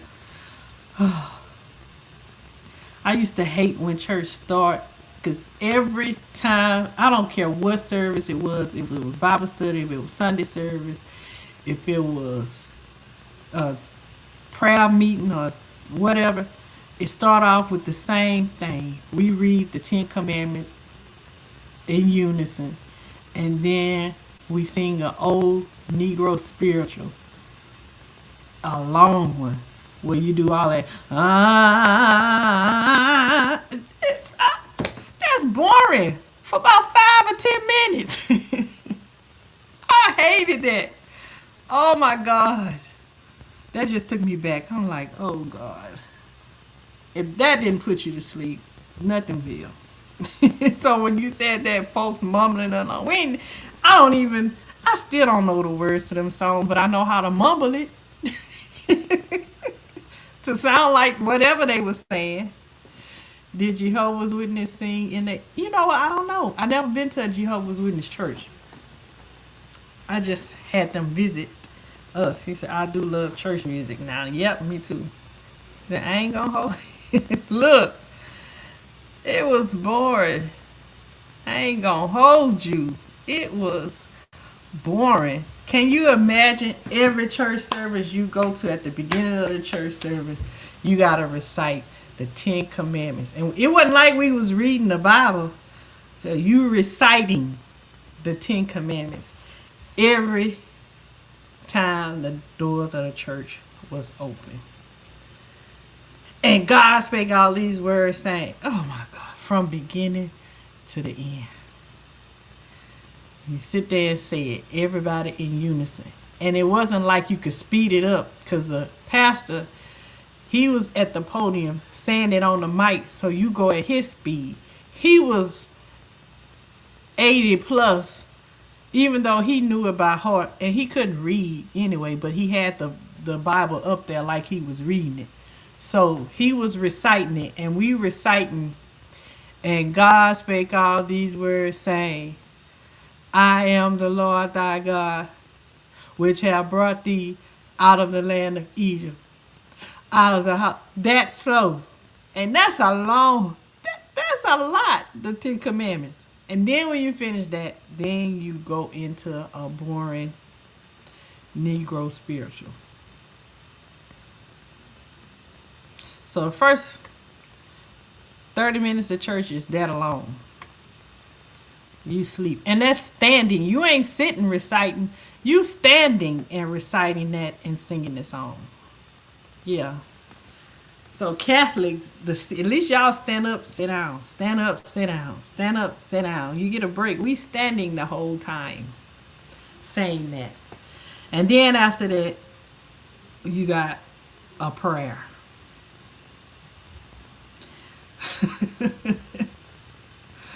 A prayer. Yeah. Then you go into singing and scripture reading after that, which it feels like we did just read the scripture because we recited all the Ten Commandments, which is a lot. So we did that. And then you may get a song or two in between there, some announcements and all of that. And then he preaches, which it wasn't like the preaching that they do at the sanctified churches where you hear all the antics and all the singing in it. It's just talking and a little every now and then. But yeah, and that's just how I grew up. So hence to say that's probably why I ran to some of the churches that I did, because they were more lively and I felt like they caught my attention. So I was learning more. I was learning more because of all of the added antics. I was able to pay attention. I wasn't falling asleep. Yeah. So that's basically my music. What happened to me? CB said I loved a church that really studied. Singing is nice, but let me ask questions and tell me real answers. That's how they get me. Yep. Let you ask questions. Now we can only ask questions on Bible studies, and Bible studies was Wednesdays and Sunday school. Sunday school before church, you can ask questions. And Bible study, you can ask questions. But not on Sundays. That ain't no teaching moment. That's for you to sit down and listen. He said, but that's why I went to seminary school. Did your church put out the offering baskets? Yep. We had the offerings. We had the love offering, and we had one good thing about my church is one offering, but they had two baskets. One of them for the offering, one of them for the tithes and offering. And then if we had like a guest speaker and you wanted to give a love offering, then they put a third basket up there. Every now and then, if they wanted to do a second offering that they have for a love offering, they didn't have the third basket up there. The first time we did the what is it, collection, I think that's what we call it, yeah, collection, then they would do a second offering. But we usually just had one offertory period, and if they wanted to give you, if they wanted you to give to certain things, then they would just have extra baskets up there. Yep, we did have offering baskets. Look like the ones that you can just go pick up from Hobby Lobby, or somebody made them, one of the two. We had communion on the first and third Sundays, and then it started just being the first Sundays. Um, and then on the first Sunday, it was it started being at night, but then the pastor will offer you to come to church. They will have two church services, right, on Sunday. The regular church service, and then at night you have communion on the first and third Sunday. But what the pastor would do is, because people work at night on Sundays, he will allow them to come to the church service early during the day, and you could get your communion then if you was working. But that was only for the people that was working. But you know, people be lying and say, I'm gonna take my communion now, because they just didn't want to come back to church that night. So they stopped offering it at night because a lot of people started taking their communion during the day service, and they just started having everybody take their communion during the day. And our communion wasn't really like, we didn't go by the Bible where it was an unleavened bread. We had goldfish and crackers. Sometimes we had saltine and Welch's. It was always Welch's grape juice, but the crackers switched up. It was either saltines or goldfish. He said, especially when you read or make you recite in old these and thous, that is brutal. It really is. It is better to give than receive. Will a man rob God? that yeah, that bleeding lady only been going to regular church for a few years. I ain't gonna lie. Listen, all my beginning of my life was nothing but church. Even when I got to be an adult and had the opportunity to choose it on my own, I still chose to put myself through that, but it was for a purpose. And I'll tell you in a minute. Was your pastor a lover? Did he have plenty of babies in the church? My first pastor, JW Church is calm. Who is JW?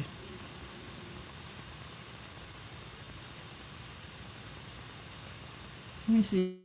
So, 99. My first pastor, he was on the straight and narrow. He had a wife and children. He didn't have no illegitimate kids. He was old, and he was real old, like 80 plus. And he had built that church. It was a family church. Him and the family built the church, and everybody that was in that church was family. So he wasn't with no women and stuff like that. Um, the pastors after that,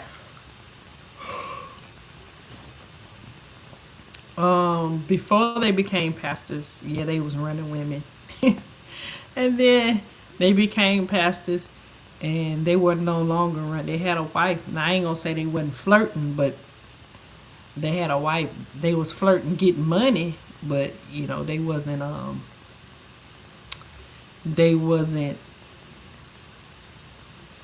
They didn't have children outside the marriage while they were pastoring.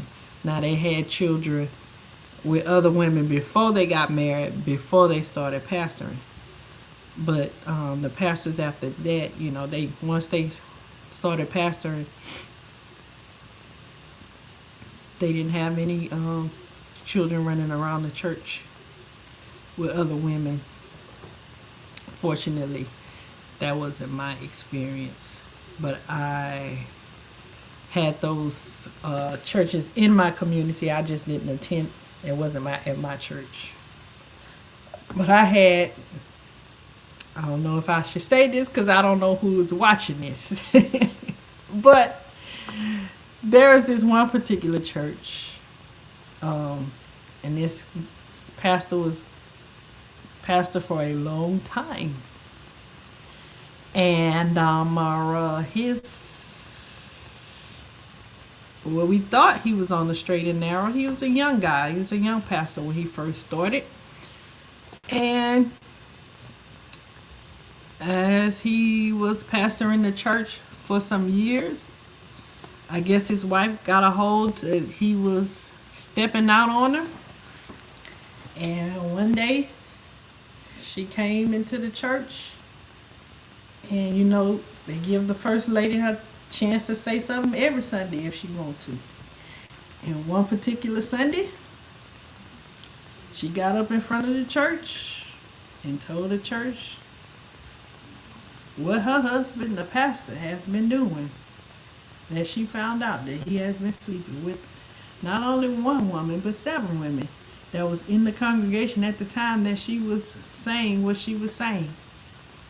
And found out that he fathered a child. In the middle of her saying this, the deacons come and try to remove her and stop her from saying what she was saying. Yeah. So that's about as close as I got as having that happen. But yeah, not in one of my churches that I attended, or where I held my membership. Let me say that.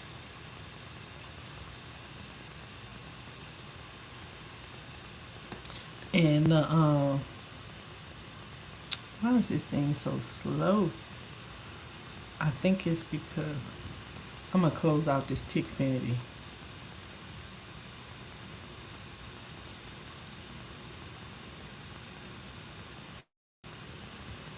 Yeah, I think Tickfinity was the culprit of y'all going slow over here on YouTube. But I was saying, did y'all hear the story about the pastor? Let me check, because I can't see y'all comments right now. Let me look at it on Oh, oh, she said the Jehovah's Witness church is calm. I went to Baptist church. Always felt like I was gonna faint. Are you?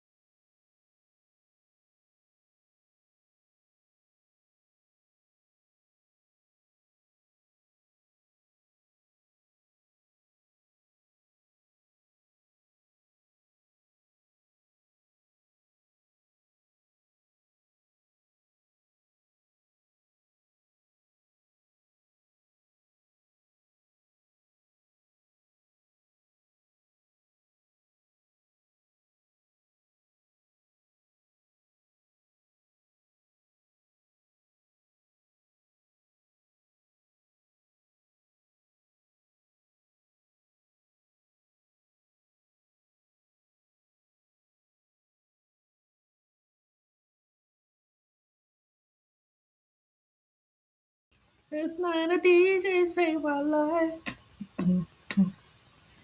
DJ save my life. It'll put me back on the screen. I know that.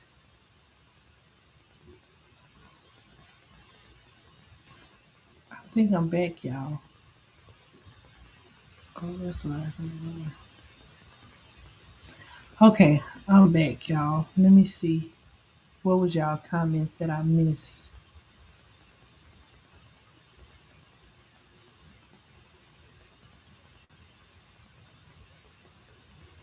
Okay, so I don't know what y'all missed. Where did my audio stop on? Can you love a preacher man, baby? The flesh is weak. We heard, can't hear, no audio on you. We missing juicy details. I'm man now. We can hear now. Sugar, you back? I'm back. Did y'all hear the story about the preacher and him, his wife, outing him in the church? Let me change my background because I want to save my studio for when. I'm in the studio.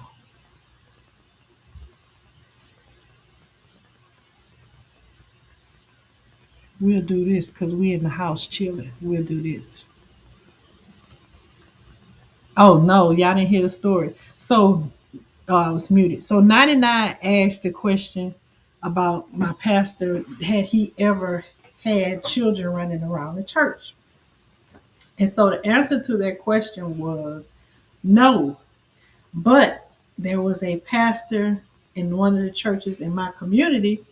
He was young, a young pastor of the church, and he had been the pastor for some years. I mean, like probably like 10 plus years.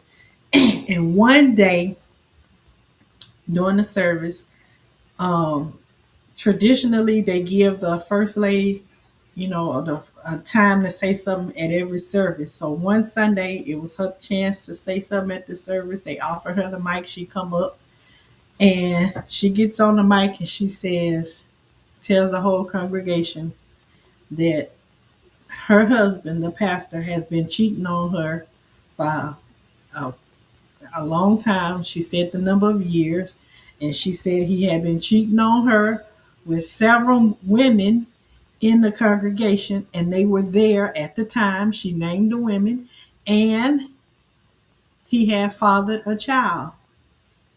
Now, I don't know if the child was there that day, but she outed him. And in the midst of her trying to say all of that, the deacons, you know, got up and tried to take her away from the mic and out the pulpit and try to stop her from saying it. But she had said it then. Like, I mean, what more? What else could she say after she didn't outed him? But that's the closest experience that I had with a pastor having children in the church. It was never my church, but it was always churches that we visit or a church in my community that we would hear about. Um, yeah, I've had pastors that would flirt with women, but it'd be the flirting for to get money, but never for sleeping with them. It was just to get extra money. It's just like trifling. Yeah, that's trifling. But that's how they be rolling, child. That's how they be. That's how they be. I feel like I want to eat a sandwich, but I definitely want to get out this chair. I'm about to get out this chair, y'all. 'Cause my back hurt. Oh, Mike, I dropped my light gonna just out because I didn't turn my light off, but it's gonna just.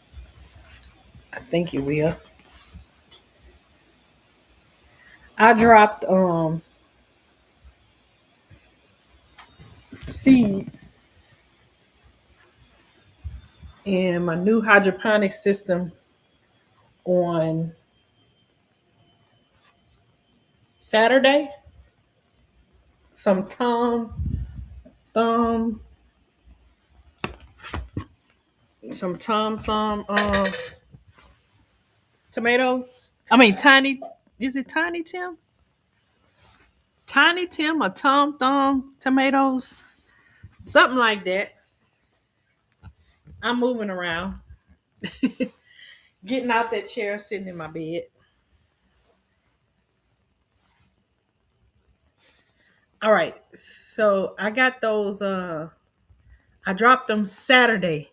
Do you know they have germinated? Jackie came in. I didn't see her. Hey, Jackie Cooper. I didn't see you, honey bunny. Y'all, I got to lay down because my back is killing me from sitting.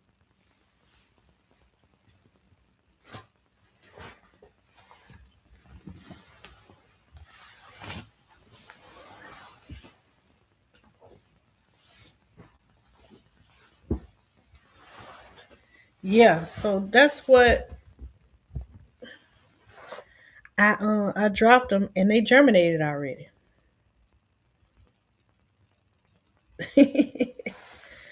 And I might go from black and white to color because I don't have my light over here. So y'all might see me go pale and see my color come back and all of that.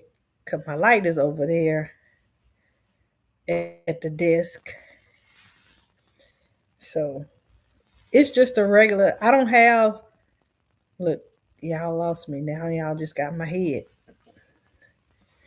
I don't have a regular chair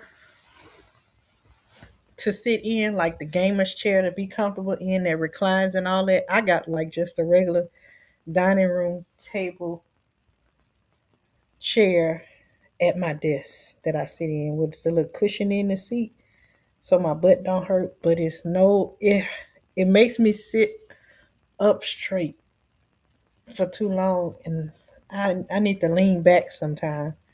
So yeah, sitting in that chair for long periods of time can be uh taxing on my body. And then that's the best place for lighting because my lamp is over there.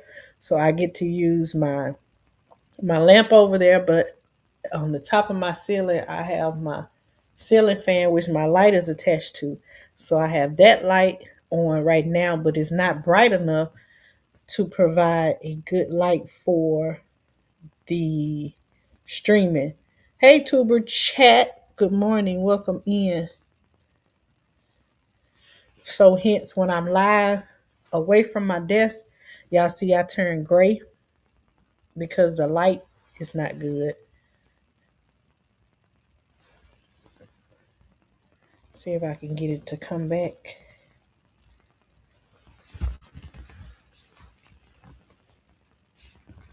My background looks nice, but I'm gray.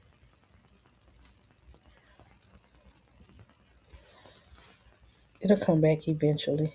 Now I disappeared, or my bottom part of my body disappeared. I just got a head.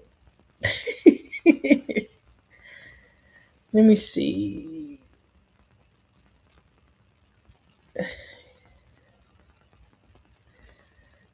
I cannot get up and walk around. Let me see what you working with. You can't see nothing. 99, especially with this moo I got on. I apologize for the low chat. You good, Jackie. Oh, she said she apologized for not speaking, but she was saying hello to the chat. She said, I think anywhere you sit is gonna be good light. I hope, but not right now. I'm black and white. I feel like y'all making y'all watch a black and white movie. Mm-mm. But yeah, I'm gonna give y'all a teaser. I think since y'all here, I'm gonna give y'all a teaser. Oh, I gotta switch now. I just got comfortable, and now laying on this hip is not comfortable. I just got in this position. Now I gotta change.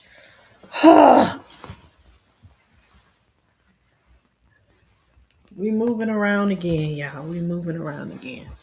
And this might be a better spot anyway, because the light is better down here.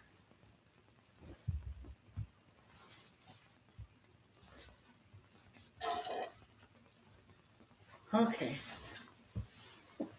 So I was saying I might give y'all a sneak peek of the information for the next live. Hold on.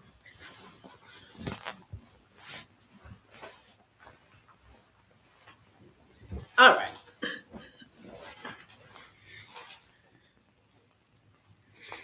I might not go gray down here. I might not. I'm not sure. But uh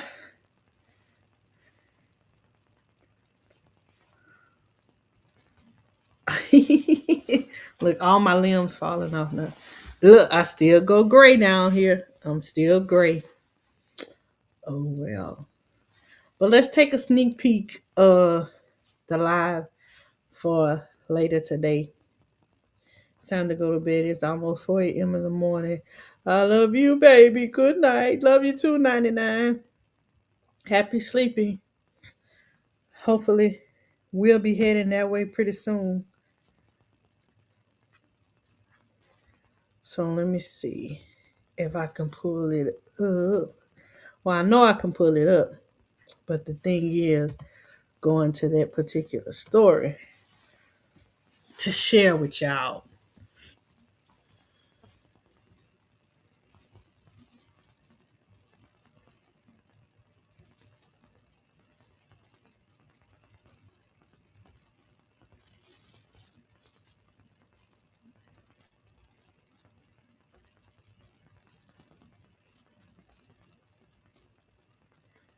Let me see. I pulled it up and some other video came up that I was looking at. All right, save. No, it's not save videos. I didn't save it.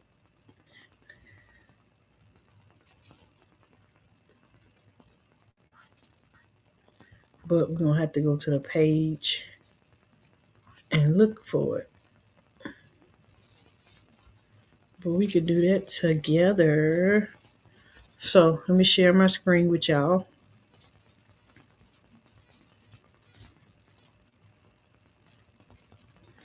My stomach hurt. I need to take me a ibuprofen. My stomach is cramping.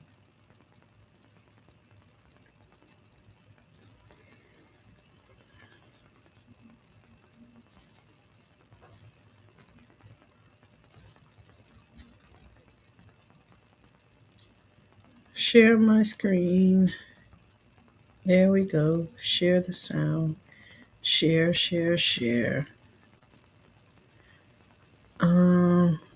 Add it to the scene. Say remove from scene. It's already on the scene.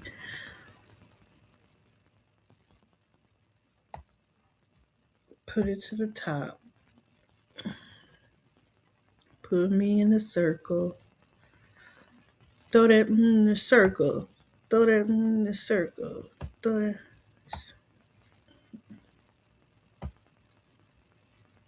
Uh-oh. I lost me. Hold on. There we go.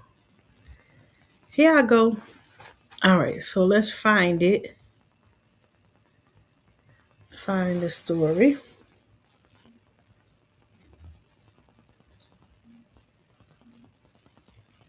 Sugar got me effed up. I gotta be up in 4 hours, but I'm here for it. Love you, cousin. Rain so loud. It's raining where you are, Mike? I think it was raining here earlier too.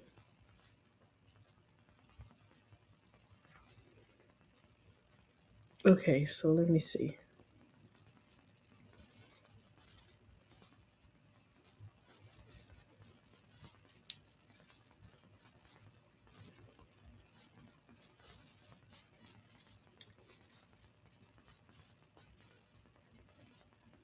Here it is. All right, y'all ready? Here we go.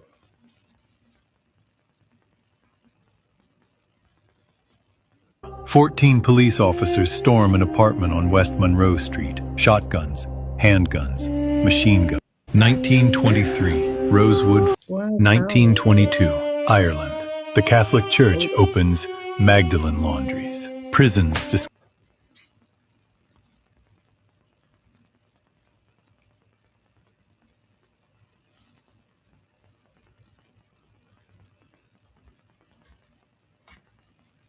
I can't hear it. If I can't hear it, I know y'all can't hear it.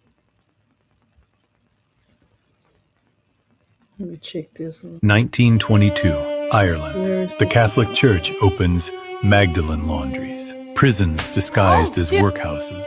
Women sent there for being sinful. What sins? Pregnant outside marriage. Flirting with boys. Okay, that's not it. But here's the video. Here we go, y'all. 1969, Chicago.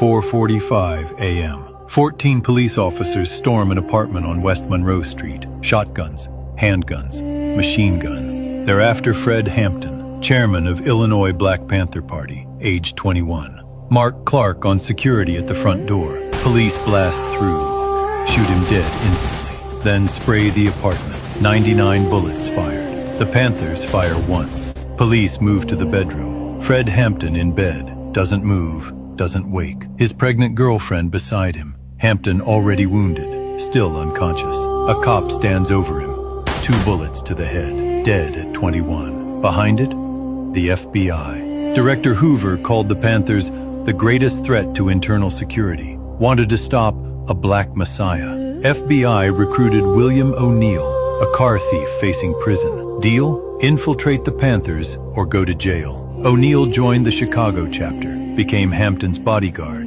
drew a floor plan of the apartment, sent it to the FBI, marked where Hampton slept. Night of December 3rd, O'Neill drugged Hampton's drink, barbiturates, enough to sedate a horse. Hampton fell asleep mid-sentence on the phone, never woke when the raid began. Prosecutors called it a gun battle, self-defense. Investigation proved 99 police shots, 1 Panther shot. 1971, activists broke into an FBI office, stole documents. COINTELPRO exposed FBI's secret war on dissidents. Documents proved O'Neill was FBI, Hampton drugged, planned assassination. Congress investigated. COINTELPRO shut down, but no one charged, no one arrested. Hampton's free breakfast program? Copied in every major city across America. By 1969, feeding 20,000 children daily, still operating today. 1969, Chicago. So that's the one that he posted on Instagram. I'm going to show y'all the one that he posted on YouTube.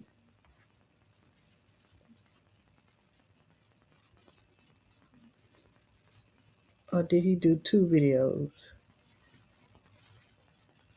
No, it's the one on YouTube. I'm going to show y'all the one on YouTube.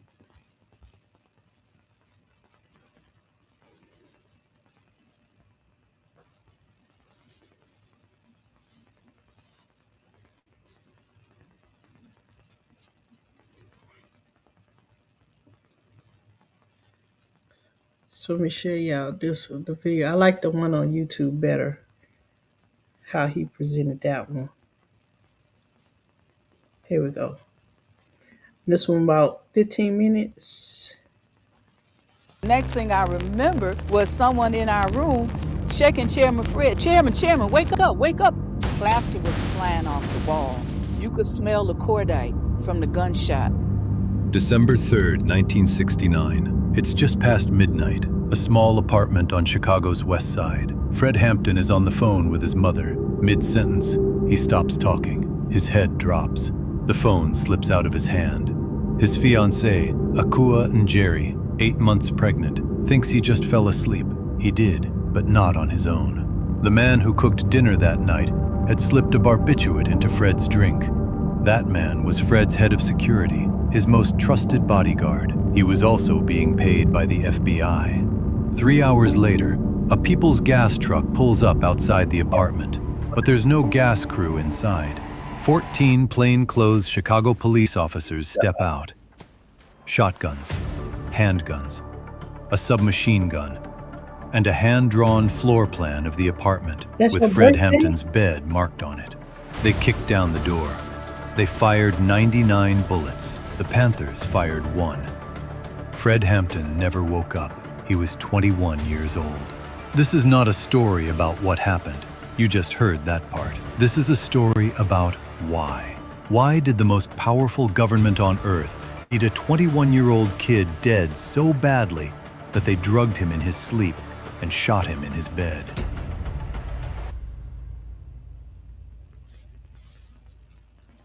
(1966) Chicago. On paper, segregation is over. The Civil Rights Act was signed 2 years ago. Jim Crow is dead. But if you're black and living on the west side of Chicago, nothing changed. Your landlord still won't rent to you outside the ghetto. The cops still crack your skull for walking in the wrong neighborhood. And the mayor? He's the one who put you there. Mayor Richard Daley has spent years cramming black families into high-rise housing projects, stacking them on top of each other in already overcrowded neighborhoods on the south side and west side. That's where you're allowed to exist. On the north side, in Lincoln Park, a large Puerto Rican community is getting squeezed out by the same city government. And in Uptown, poor white families who migrated from Appalachia looking for factory work, same story. Different skin, same poverty. Same landlords. Same cops who don't come when you call. None of these groups talk to each other. That's by design. As long as poor people are fighting each other over crumbs, nobody looks up at who's holding the plate. Then a 20-year-old kid from the suburbs walks into Chicago and says, "What if we all fought together?" Fred Hampton joins the Black Panther Party in 1968. Within months, he's running the entire Illinois chapter. He's organizing weekly rallies. He's teaching political education classes at 6 in the morning. He's launching free breakfast programs that feed thousands of children before school. Because in the richest country on earth, kids in black neighborhoods are going to school hungry. He opens free health clinics, starts sickle cell testing in communities where the government won't even acknowledge the disease exists. He sets up a community supervision program where Panthers follow the police around the neighborhood, because in 1960s Chicago, the police aren't there to protect you. They're there to remind you who's in charge. But here's what made the FBI lose sleep at night. It wasn't the guns. It wasn't the berets. It wasn't the raised fists.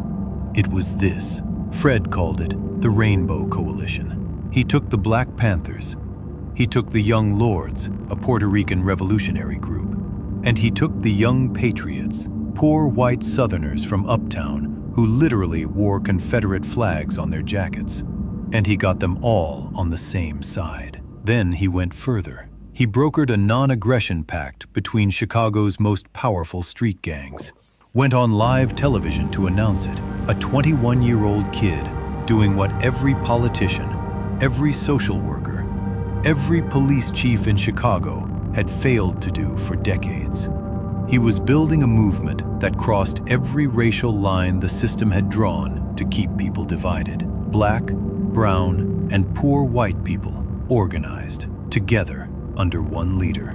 Now think about what that looks like through the FBI's eyes. This isn't an angry radical shouting on a street corner. This is something they've been terrified of since the 1950s. In 1968, J. Edgar Hoover sent an internal memo to every FBI field office in America. The directive was clear: prevent, by any means necessary, the rise of what he called a messiah who could unify and electrify the militant nationalist movement. By 1969, Fred Hampton was that messiah. He was 21, and he was about to be appointed to the Black Panther Party's National Central Committee, one of the most powerful positions in the organization. The FBI decided that could not happen. J. Edgar Hoover ran the FBI for 48 years, almost half a century. No president dared to fire him. No politician dared to challenge him. He kept secret files on everyone: senators, judges, presidents, and they all knew it. And in the 1960s, Hoover turned the full weight of the FBI against the Black Freedom Movement, not with handcuffs, not with courtrooms, with something far uglier: COINTELPRO, a secret, illegal domestic warfare operation. Its mission, straight from FBI files, was to expose, disrupt, misdirect, discredit, and otherwise neutralize black organizations and their leaders. Neutralize. When the FBI says that word, they don't mean embarrass. They don't mean debate. They mean destroy. And if destroying doesn't work, eliminate. Under COINTELPRO, the FBI planted informants inside every major black organization in America. They sent forged letters designed to start feuds that actually got people killed in cities across the country. They fed lies to newspapers to turn the public against the Panthers. In Chicago, they went after Fred Hampton personally. They sent a forged letter to Jeff Fort, the leader of the Blackstone Rangers, the biggest gang in the city, claiming that Fred had put a hit on him. The FBI was literally trying to get a gang leader to murder Fred Hampton so they wouldn't have to do it themselves. It didn't work. Fred was too smart, too connected, too loved. And in repeated directives to the Chicago field office, Hoover didn't just order his agents to stop the Panthers from carrying guns. He ordered them to destroy what the Black Panther Party stands for and eradicate its Serve the People programs, eradicate the breakfast programs, eradicate the clinics, eradicate the things that were helping people. Because those programs were the real threat, not the guns, the love. When none of it worked from the outside, the FBI did what the FBI does. They sent someone from the inside.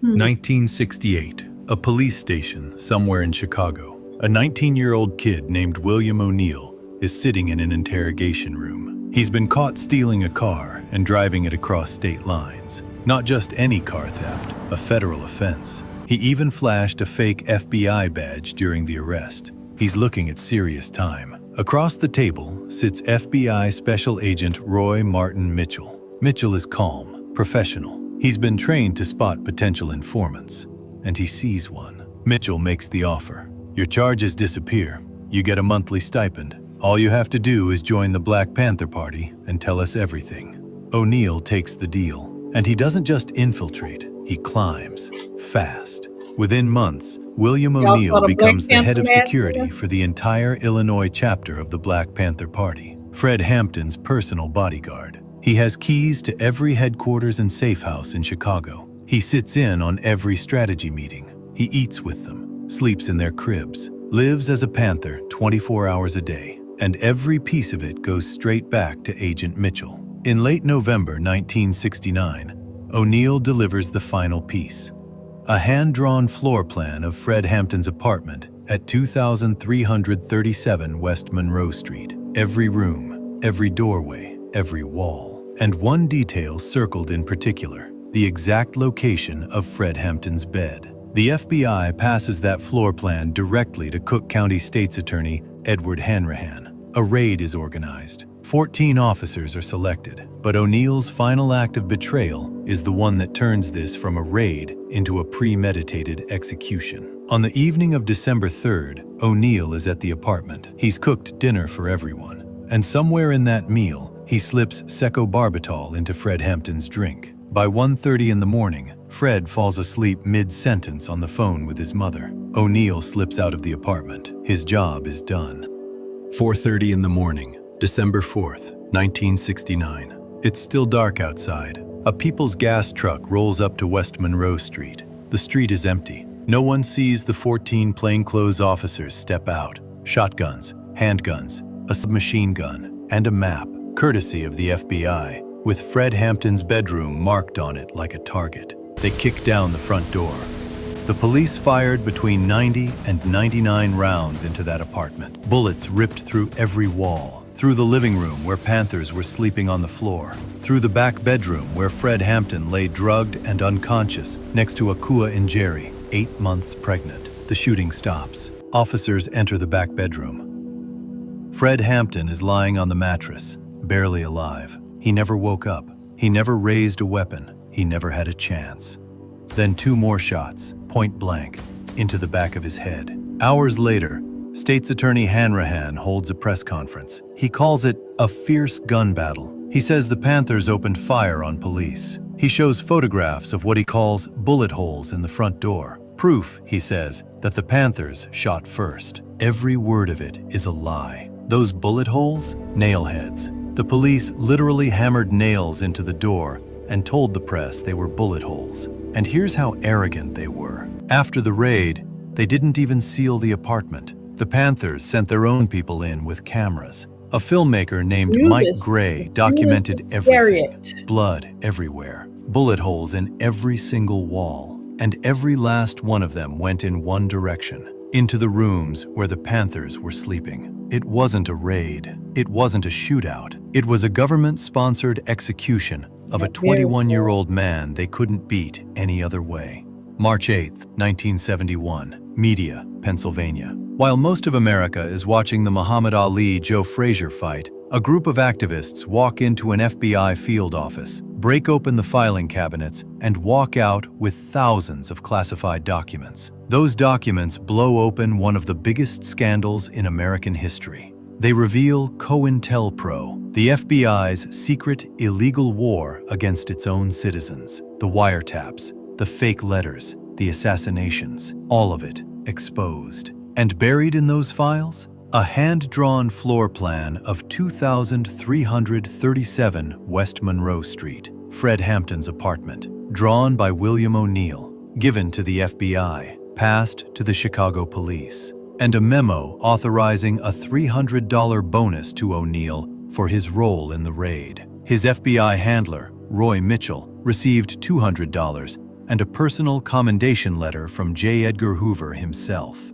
praising Mitchell's aggressiveness and skill in handling a valuable source. A commendation letter for helping murder a sleeping 21-year-old, signed by the director of the FBI, like it was a performance review. For 13 years, attorneys Jeffrey Haas and Flint Taylor fought to prove what happened that night. Their civil rights lawsuit dragged the truth out of the government document by document. A federal appeals court found serious evidence of a conspiracy between the FBI, Hanrahan, and the Chicago police to subvert and eliminate the Black Panther Party. In 1982, the government settled for $1.85 million, paid to the families of Hampton and Clark and the surviving Panthers. The family's attorney said it plainly. The settlement was an admission of the conspiracy to murder Fred Hampton. The government said it wasn't an admission of guilt. It never is. So why did the United States government murder Fred Hampton? Not because he was violent, not because he was a criminal, not because he carried a gun, because he was feeding children, because he was healing communities, because he figured out something that the FBI had spent decades making sure would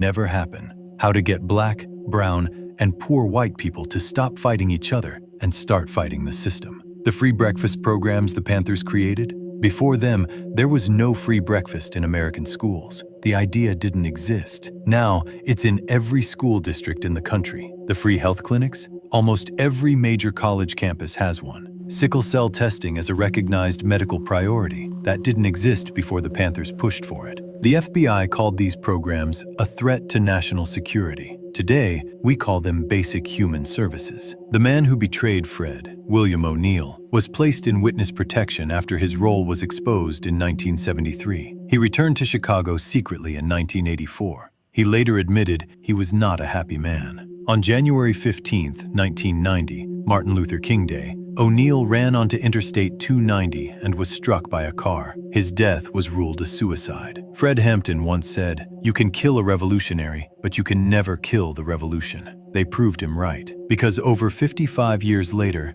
you're watching this video, and now you know exactly why they killed him. Well,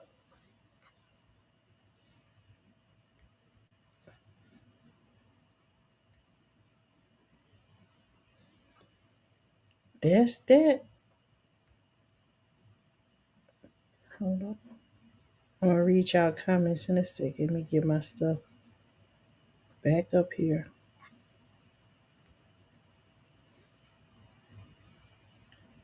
Let me see what the comments say. So CB said this is what happens when you unite the people, when you feed the people, when you protect the children. This is how you know they were a real threat to the system too. Yep. It's sad. It's crazy.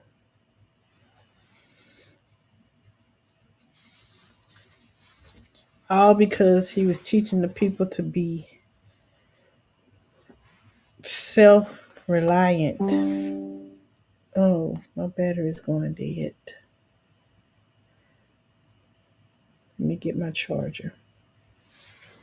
And I'm going to have to take me something because my body is hurting, y'all. Let me stretch. Let me get my charger. Hold on. Let me get the charger and I have to take me an ibuprofen or something.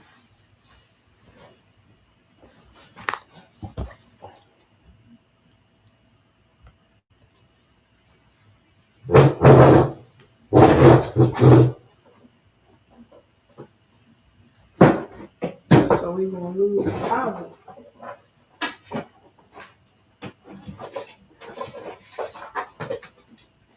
Get y'all hooked up first.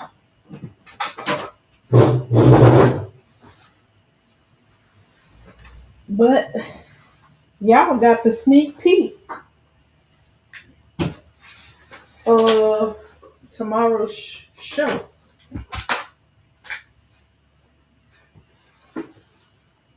But everybody else, I have to get to see that tomorrow. Or if they watch the replay, they can see it. Uh-oh. All right, I got y'all plugged up. Let me go grab me some ibuprofen. Be right back.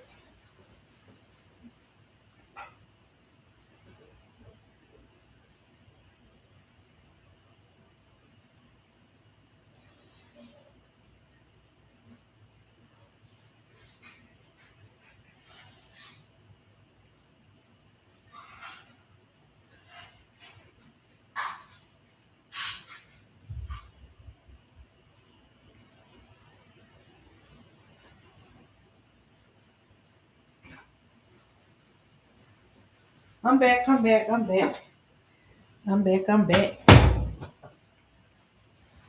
And I got my water already. Oh,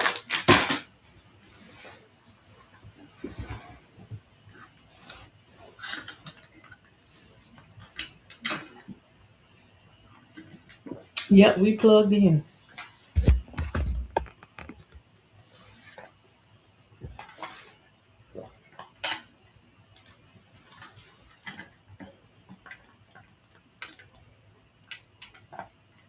So y'all got a tidbit of, I was saying tomorrow's live, but it's already tomorrow.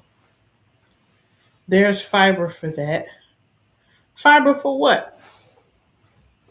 For me hurting?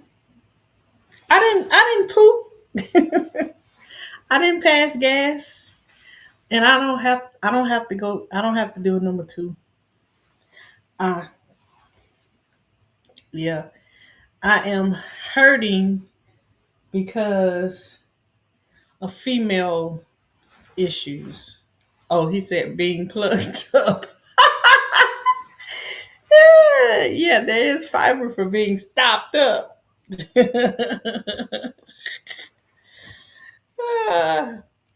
thought he was saying I need to go to the bathroom. No, Angela said it. Plugged up. We plugged up. No. Now I drunk that water and now I'm cold, I'm shivering cold.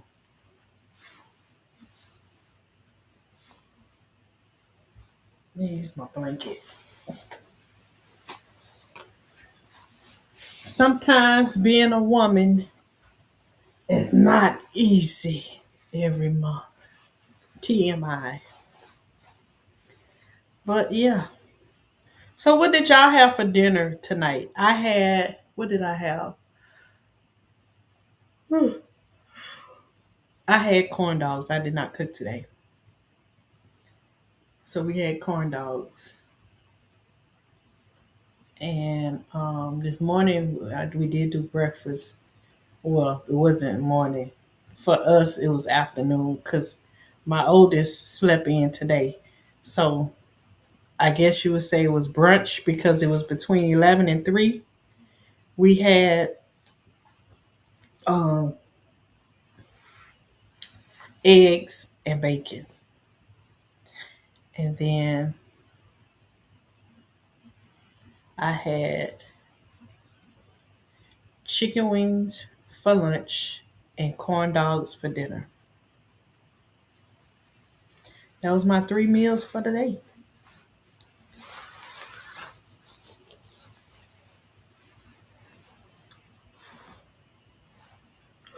He said they had leftover chicken in a fish sauce marinade with garlic and lemongrass. Hmm, and a fish sauce. Hey, Mama Shirley, you must be going to the bathroom. He said, "Good morning." We haven't been to sleep yet. We still up, hanging out, hanging out. You got therapy this morning, Mama Shirley?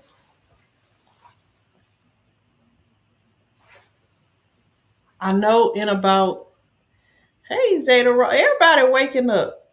Everybody waking up. Because it's 5:30 when Mama Shirley is. And it's, I think it might, if Zeta is on that time, it might be 5:30 where she is. Because it's 4:30 my time. Is Can't Stop on?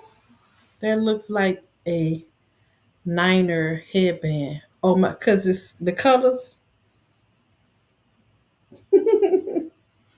It might be they colors. I don't know.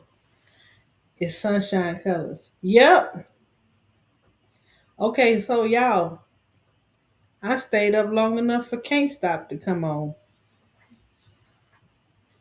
So what I'm gonna do is I'm gonna go over to his live and listen to him. I don't know, he doing a lot of training. Oh, let me see what he doing.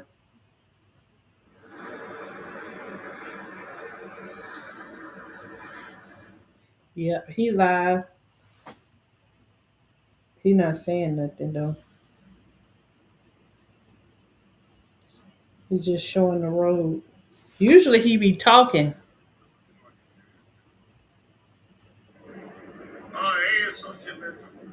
Oh, he talking now.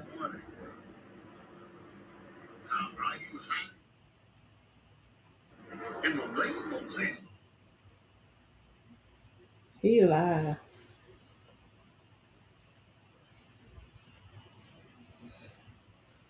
Whew.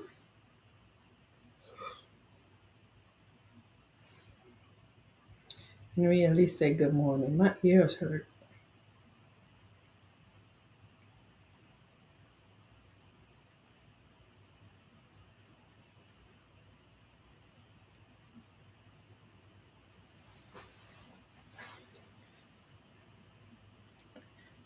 Hey, True. I got to go to people's channel. uh, cup of half and half. That's your breakfast or your dinner. Oh, you Can't Stop is Darren. That's his channel name is Can't Stop Walking But Love Mowing.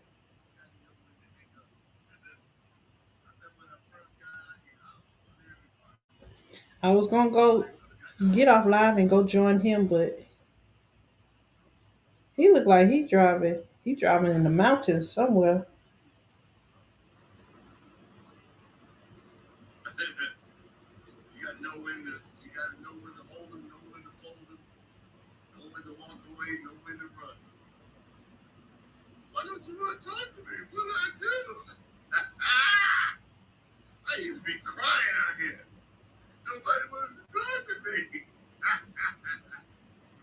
He be having me cracking up.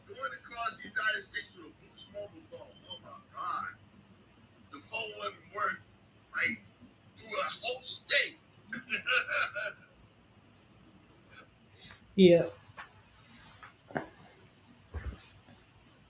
Let me see. Y'all waking up. People getting up, getting ready for work. I don't go to work until tonight, till 10 o'clock tonight. So I gotta tell y'all, I gotta vent a little bit about my job, y'all. For those of you that don't know, I am a nurse, and I'm currently a nurse at a facility. And um, hey, True,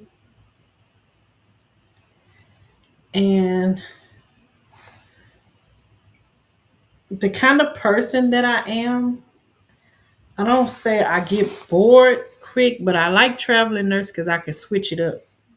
When I feel like I have done my what I was there for, or I feel like I'm just doing the same thing over and over again. So I've applied to do a different position.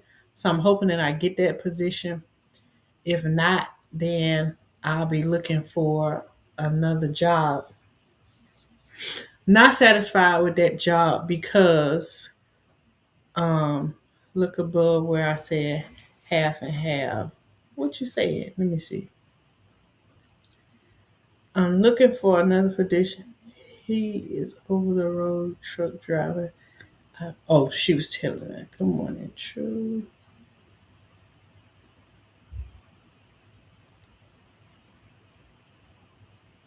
Oh, that's what you drink. You cook. Look, I missed all that. Let me see what else I missed before you. He said, "I get nobody's notification." Yeah, I missed all y'all stuff. Let me go all the way back up. So she said that looked like a Niners headband. I said that. Zeta says she work out before work. Have a great day. You have a great day too, Zeta. Miss Shirley say I got a 6 a.m. pickup for a doctor's appointment. Okay, Miss Shirley, we'll pray for a good report for your doctor's appointment. Zeta Rose says it's 4:29 here. And Mike says can't stop doing some training. He been live. Oh, I, I see something pop on my phone. He say he gets nobody's notifications. Yeah, that do happens to me too. So Truth said he had lasagna, turkey burger, and Western fries, which is potato wedges.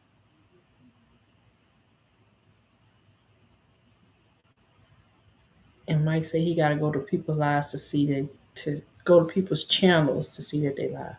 And a cup of half and half. Cup of half and half. What? Oh, half and half. I know half lemonade, half tea. I'm like half and half. What? Half lemonade, half tea. Lasagna and a turkey burger. Ooh, you could. I would have had to have either or. I wish. No, I don't. I was trying to say. I wish I could eat like that. No, I don't. Not no more. Because I would be bigger than a house. I can't eat like that no more, and I'm glad I can't because I'll be over here struggling now, eating stuff that I'm not supposed to, and which I need to fast, but I can't now because I gotta wait until my body is finished, and then I can go back over my fast. His mind, right? You his mind, and YouTube don't send you notifications. That is crazy. Miss Shirley, the first time I was going, I was on time. Be careful what you say about any job. It stays on the internet forever. Right. Thank you, Miss Shirley. I definitely will. Let me go get seconds on dinner. She go and get seconds. So what I will say is I'm not happy with the way that um, it's ran. I could only do correct half and half. I can only I feel like my hands are tied. I've done I've gotten to the place where I've done what I could do for the people that are there, and now I'm at the point to where my hands are tied, and I find myself getting bored. And so when I get to that point, that's my indicator to let me know that it's time to move around. And so they have a different position that I could apply for, which is good. That will be something new for me because the position that I'm applying for is something, a part of nursing that I've always wanted to learn about. And so I'm hoping that they put me in that position. So to me, that will be a change. That will be something new. And I will still be at the same place, but learning something new. So that will make the job feel fresh. But if they don't, then it's time for me to find something fresh. So yeah, it's just hard in healthcare right now because it's all about money. I'm gonna say that. It's all about money and it's not about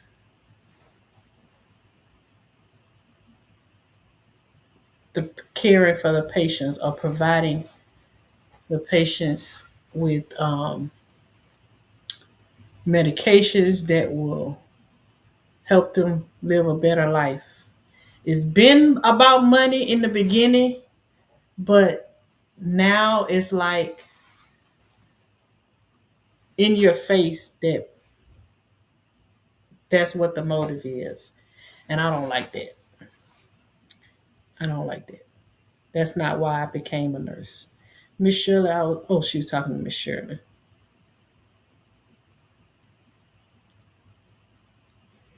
Oh, you talking about tonight? Yeah, Uncle Bemek, he got an appointment this morning. So he didn't. So he canceled his live. He got a doctor's appointment this morning too. So y'all pray for good reports for Mama Shirley and Uncle Bemek.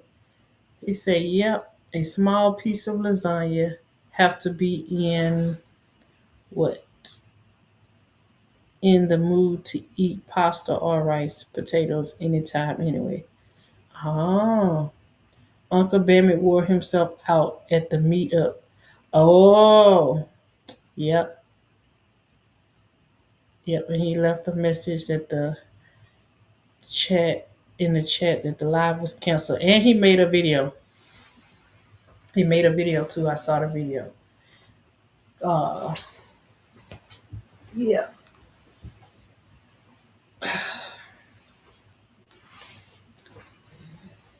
Yeah. I think Crafty put a note too in the chat. Let's see if I can get myself in a position to where I can lay down. I'm looking at Nightbot.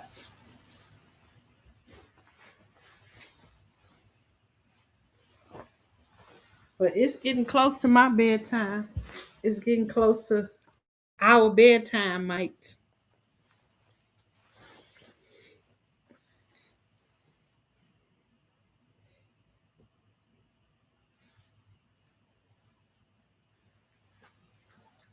It's getting close to our bedtime.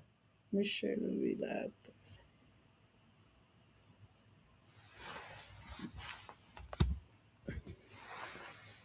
So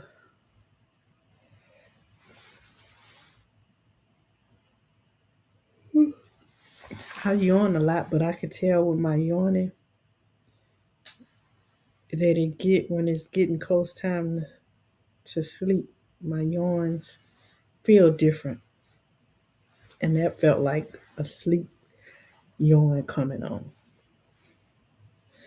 But I was glad to get on this live to get my mind off of scrolling and looking at these videos because I was consumed with that from the time I got up until I went live. And then after I went live, I went back at it and I stepped away from it. I was like, let me do something else. Winnie Mona's them live.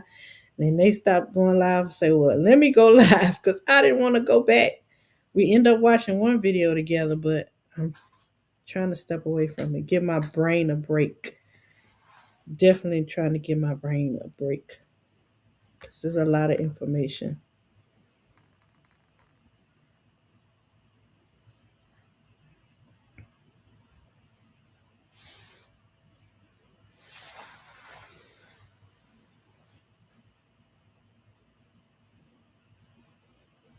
But cousin, go to bed, cousin. I'm gonna have to start doing you like I do Tampa. Go to bed. Go to bed so you won't hear your alarm and wake up in the morning.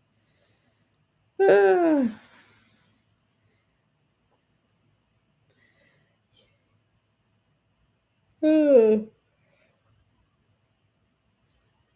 whew.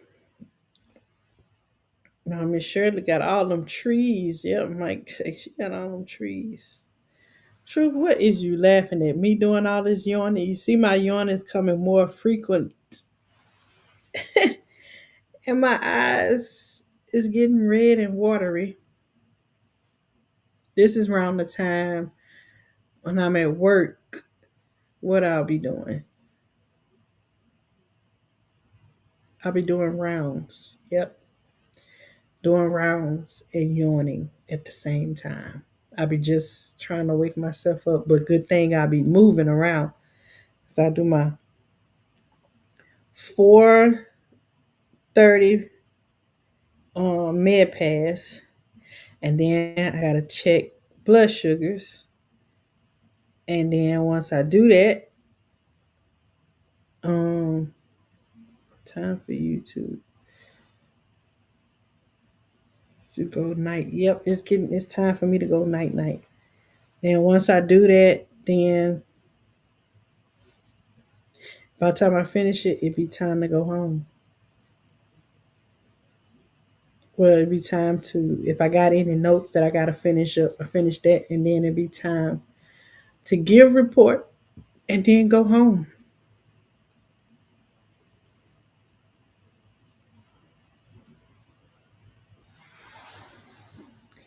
So that's how my mornings go every morning. While y'all just waking up, I be trying to finish my job so I can get off and go home and come straight to sleep. Jump in the shower and come straight to sleep. Y'all, so when I moved in this place in Oklahoma, I noticed in my garage a bunch of dead crickets, right? So I'm thinking, well, it was there because nobody had lived here in a while. I'm supposed to be editing videos, but I'm sleepy. I haven't any schedule. Oh Lord, Mike, that's not like you. Be quiet, True. Talking about tuck the baby in and give her a bottle. So they had crickets in the garage. So I was thinking that it was, because nobody had lived here in a while and then they hadn't swept or whatever. Come to find out, it's a lot of spiders around here. They wasn't out when we moved in here at first. I didn't see any. But now that it's spring, I'm seeing a lot of spiders. And these not no liberty spiders, it's the brown spiders, like the brown, what you call them, recluse spiders. I'm normally a month or two ahead, months of shorts. Uh-oh, Mike, you gotta get back on the ball. Remember those 12 to 16 hours. Don't miss them. Don't miss them, love. Retire. Listen, I work,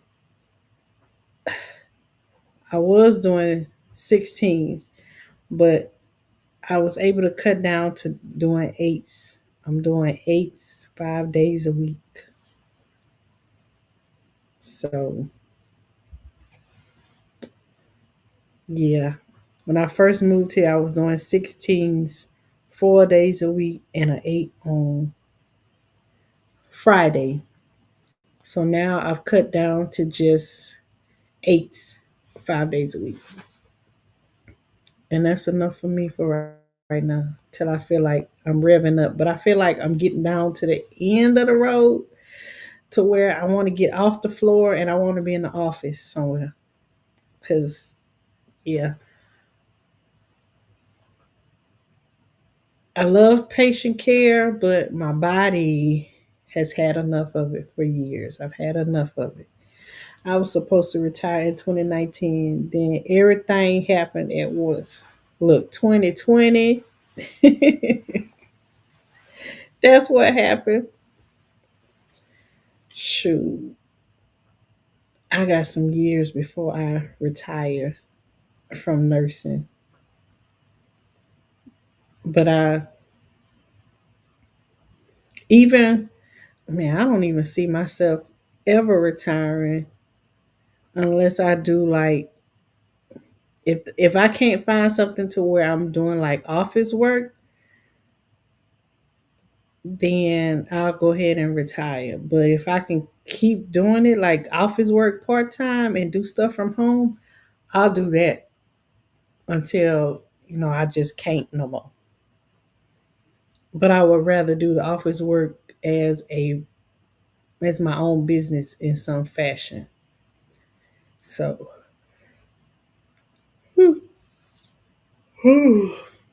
okay, so back to the story. Nurses be on some crazy stuff. 16 hours, yeah. Do you want to be charged? I am charge nurse.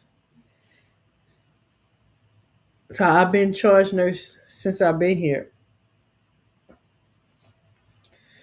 working 16s, and so I cut it down to 8 charge nurse. 8 hours, 5 days a week as charge nurse. So I'm trying to give that up and be an MDS nurse. So I'm trying to get off the floor completely and try to be a nurse in the background is what I'm trying to do. Because I'm tired of being on the floor. Even as charge nurse, I'm over it. But the story about the garage. Um, I thought the crickets is dead crickets in the garage, and I thought it was. I think I finished the story, y'all. I'm getting sleepy. So the dead crickets in the garage is from the spiders, the brown spiders, and I've killed in the garage where my hydroponic system is. I've killed about 10 in the past 2 days. My son has killed 3 inside the house. I just killed one outside in the front door. Yeah, since it's heating up, I've been seeing them every day. So it's making me think that, it's springtime. I'm thinking about the spiders' eggs that I seen back at home. They lay their eggs and then they start hatching, I guess, around this time. So I'm thinking that, you know, this property is a new build that I'm living in. And so um, the spiders were probably in this area. And by them putting this house in here, by us being new, they still in the area. They haven't moved on and they haven't been eradicated. So I gotta find something to spray because I'll kill a spider, but I'm still afraid of spiders. And yeah, I gotta do something about it. But at the same time, I've got my hydroponics outside in the garage. So I don't know what I'm gonna do for the garage, but I can spray outside of the house, something outside of the house, around the perimeter, around the front door, the back door. And yeah, that's it. You better call Arkin. Brown recluse. Yeah, they're brown recluse, I'm sure. Um, and but they do have somebody that sprays around here, and I think they just sprayed, which is probably what's bringing the spiders out. They just sprayed 2 weeks ago. Yeah, they sprayed 2 weeks ago. So yeah, I'm gonna have to find something to spray myself. But I'm glad I haven't seen as many inside the house as I have been killing in the garage. I'm safe with them in the garage. But the only thing I'm worried about is in my garage is where we put our shoes. I don't wear the shoes that I wear to work and my slippers and a pair of my son's tennis shoes.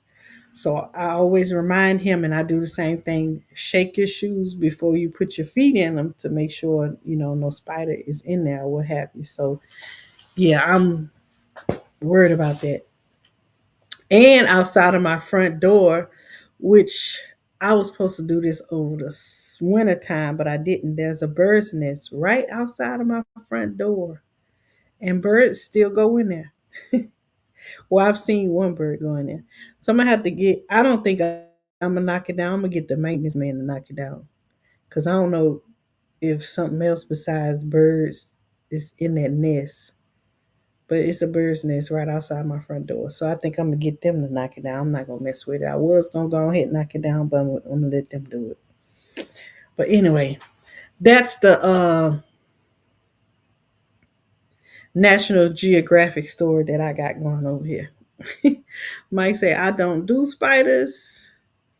Me neither, but I if I don't kill it, then it ain't gonna get killed. And I'd rather kill it than I know it's dead than to have it crawling around my house and then I'm wondering where is that.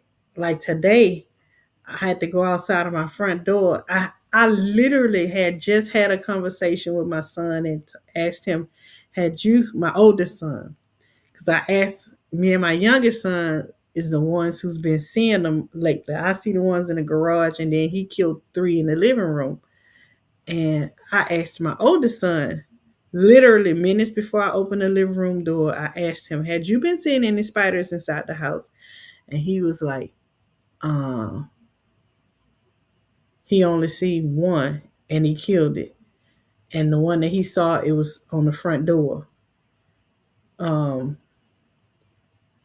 so as soon as I opened up the front door, lo and behold, a spider right there at the door sill of the front door. So I had to kill it because I didn't want it to come in the house, and then I didn't want to have that lingering in my head. That when I go outside the door, where it is, did it crawl off anywhere, and all of that. And I just needed the peace of mind that it was gone. So, and it was a big one. It wasn't a brown reclusive, that one, but it was a big one. I don't know what kind that one was, but it wasn't the brown one. But the ones that I've been seeing in the garage have been the brown ones.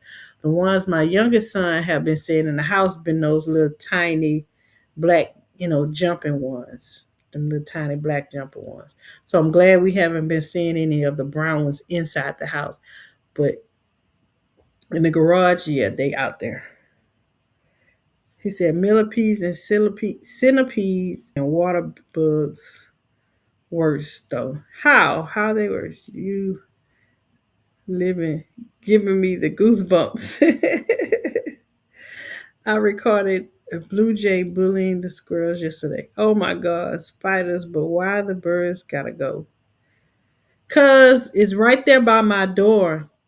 I got so many different birds at my door. It's right there by my door, and I don't want to open my door and the bird fly in my house. Like literally, I opened my door one day and I opened it and I saw the bird. The way the bird's nest is, the bird sits and faces the door, right? I open the door, the bird sitting in the nest, and you can see his little beak. I'm looking at him, he looking at me, or she looking at me, and I see the beak just sitting there. So I just did the door like that, and he flew. But the way the nest is no way for him to fly backwards because his nest is in like a little in the corner. So the back of him is the wall. The front of him is my door. The sides is only the way out. Go right or left. So he either go right, left, or forward. But in order for him to go right or left, he has to fly down a little bit and then go out. So yeah, I'm just scared that he might fly in the house. We might scare him, and then it trying to fly off might fly in the house, and then I'm have to worry about trying to get a bird out of my house. So that's why I'm worried about the nest being there. The spider talk got my body moving like grudge lady. The birds might keep them out. You think the birds might keep the spiders out? I didn't think about that. The birds poop by my door. Disgusting. I knocked the nest down as they built it. You think the birds will keep the spiders away? I don't know. That would be a reason to keep them there. They'll keep the spiders away. But I'm just worried about the bird flying in my house. Especially if I'm not here and my son is coming. They not going and the bird come in the house, they not go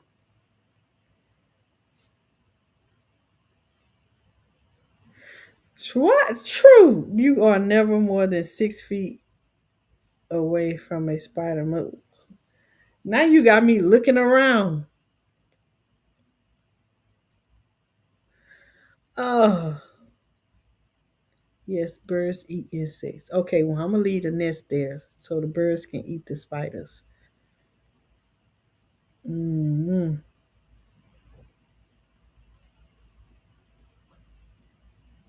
I'm gonna leave the nest since they eat the spiders. I'll leave the nest.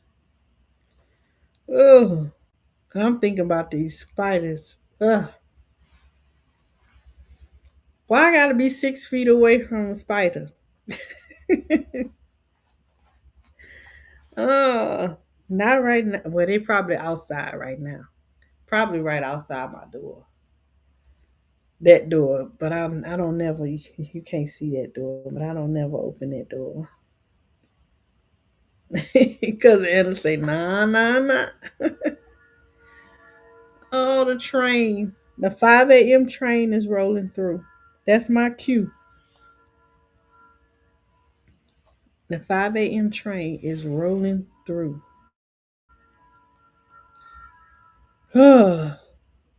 Now my skin crawling because he said I'm 6 feet away from a spider at all times. I hate spiders. I ain't gonna say I hate spiders. I am afraid of spiders. That's an insect that I just arachnophobia. That movie is about me. Okay, I am afraid of them. I will spray them, and I know I need to kill it, but I get right up on it and I just freeze up or clam up. All right, Mama Shirley, have a good day. Thank you for coming. Ugh, like tonight, that spider, it took me 3 minutes. I had to talk to myself to kill that spider. I'm looking at my son say, won't you kill it? He like, Mama, just kill it. Just hit it with the shoe. So I get up right up on it with the shoe. Just close enough for the spider to jump on me and I jump back. Then I get up on it, finally get the nerve to smash it and miss it. Oh, then he get to walking around. It was in a space that it was hard for me to smash it. So, but by me missing it, it walked around into an open space where I could hit it and kill it. So it's gone. But I just have to be cautious. Yeah, I just hate I'm scared of spiders. I use bleach on my steps because of all those critters. Look, I need to spray something out there. And then these ants, that's what I'm having a problem with. These black ants. Man, black ants.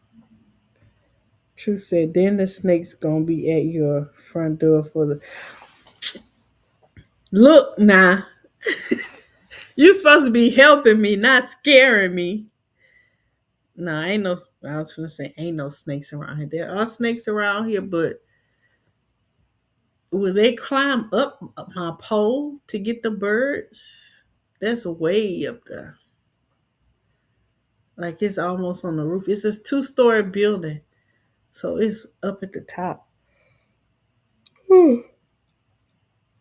Hopefully the snakes will stay away. Just leave me alone with the snakes and we leave me alone with the birds and the spiders and the June bugs. Oh my freaking God. I don't even want to talk about the June bugs. Now it's June bug season. Yeah, them things get on my everlasting nerves. The notification just popped up. Oh Lord. Get wolf for snake, tiger for the wolf. Right, Mike. This the cycle. It's the cycle. So I am. Lord. No, I should have my face like that. Like, see, I hired a lady to get rid of all that.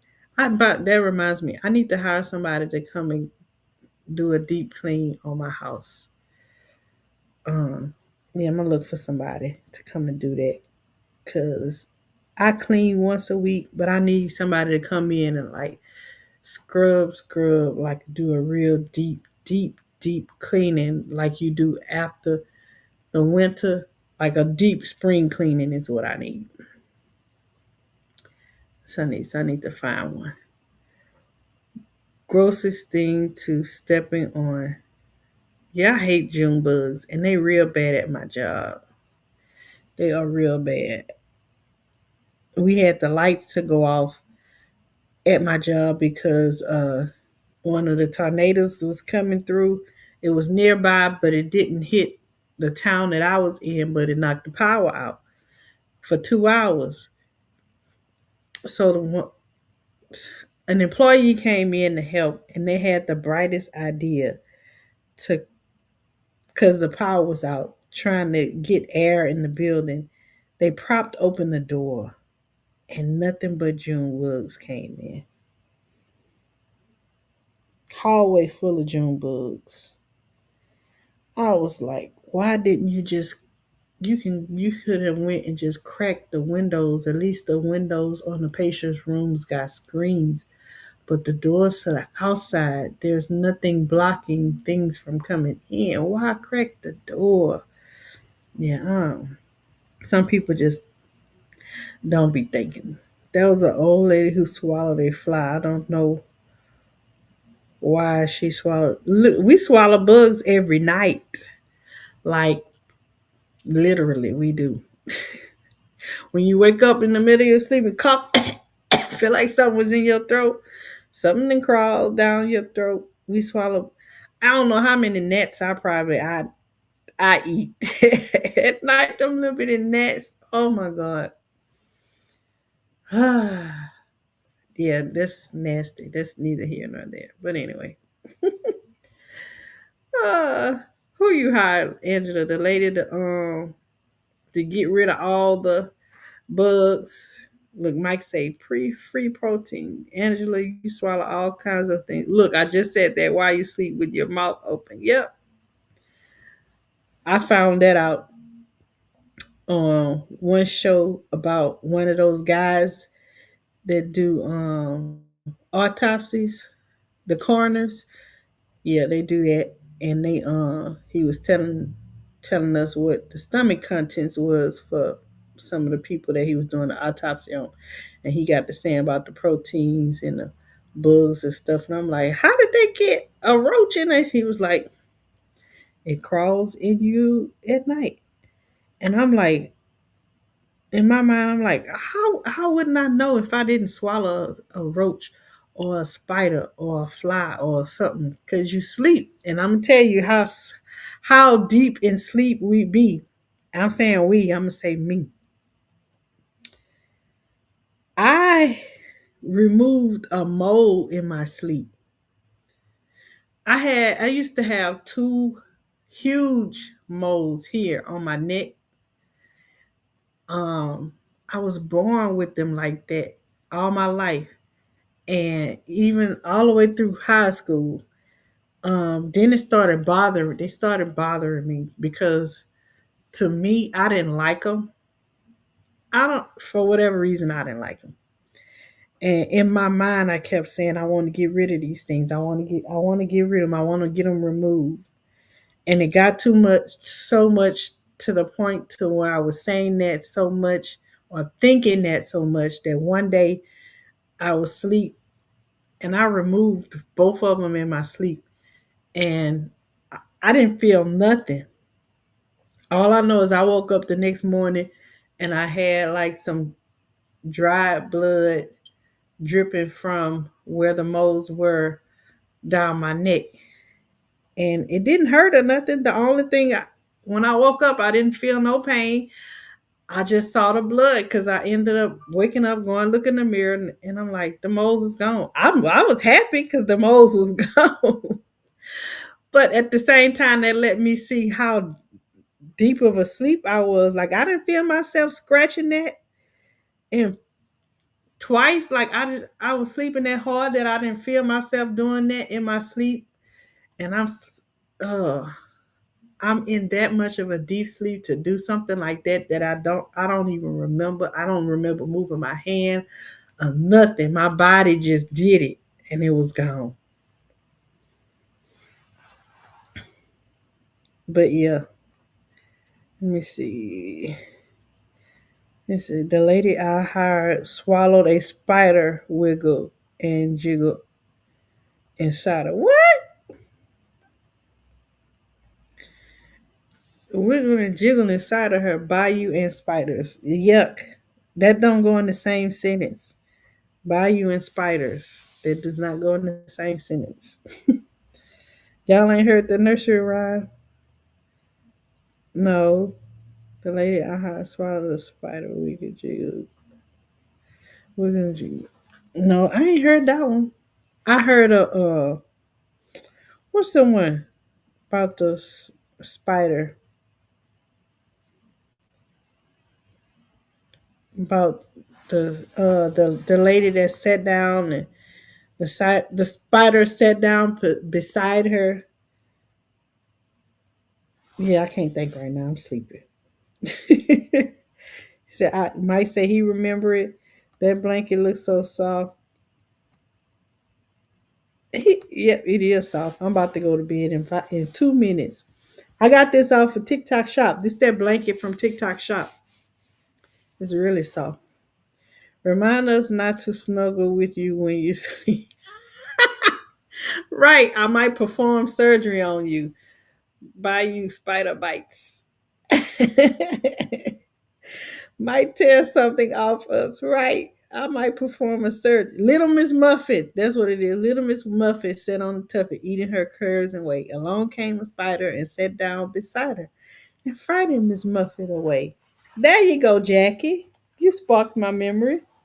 I couldn't think. I had a brain for it. But y'all safe to sleep by me. Hey, Jags. Good morning, Grand Rising. I won't intentionally tear nothing off of you.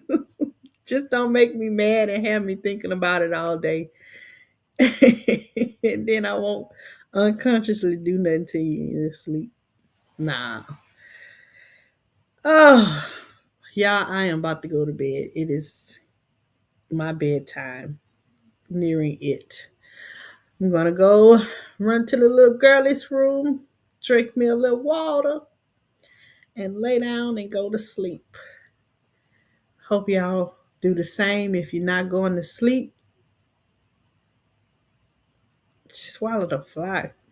Now I've swallowed a fly being alive because I was outside and I think I was talking and it flew in my mouth. And before I could, it was gone. It was all already down. Ugh, now that I think about it, ugh, ugh. Ugh. Or I've had bug fly up my nose and you try to blow it out, but you can't because it's already. Ugh, that is so uncomfortable. Ugh, and nasty. My bad, Tim. By you said you might have swallowed a net, and I said a spider, and I said and spiders too, a net.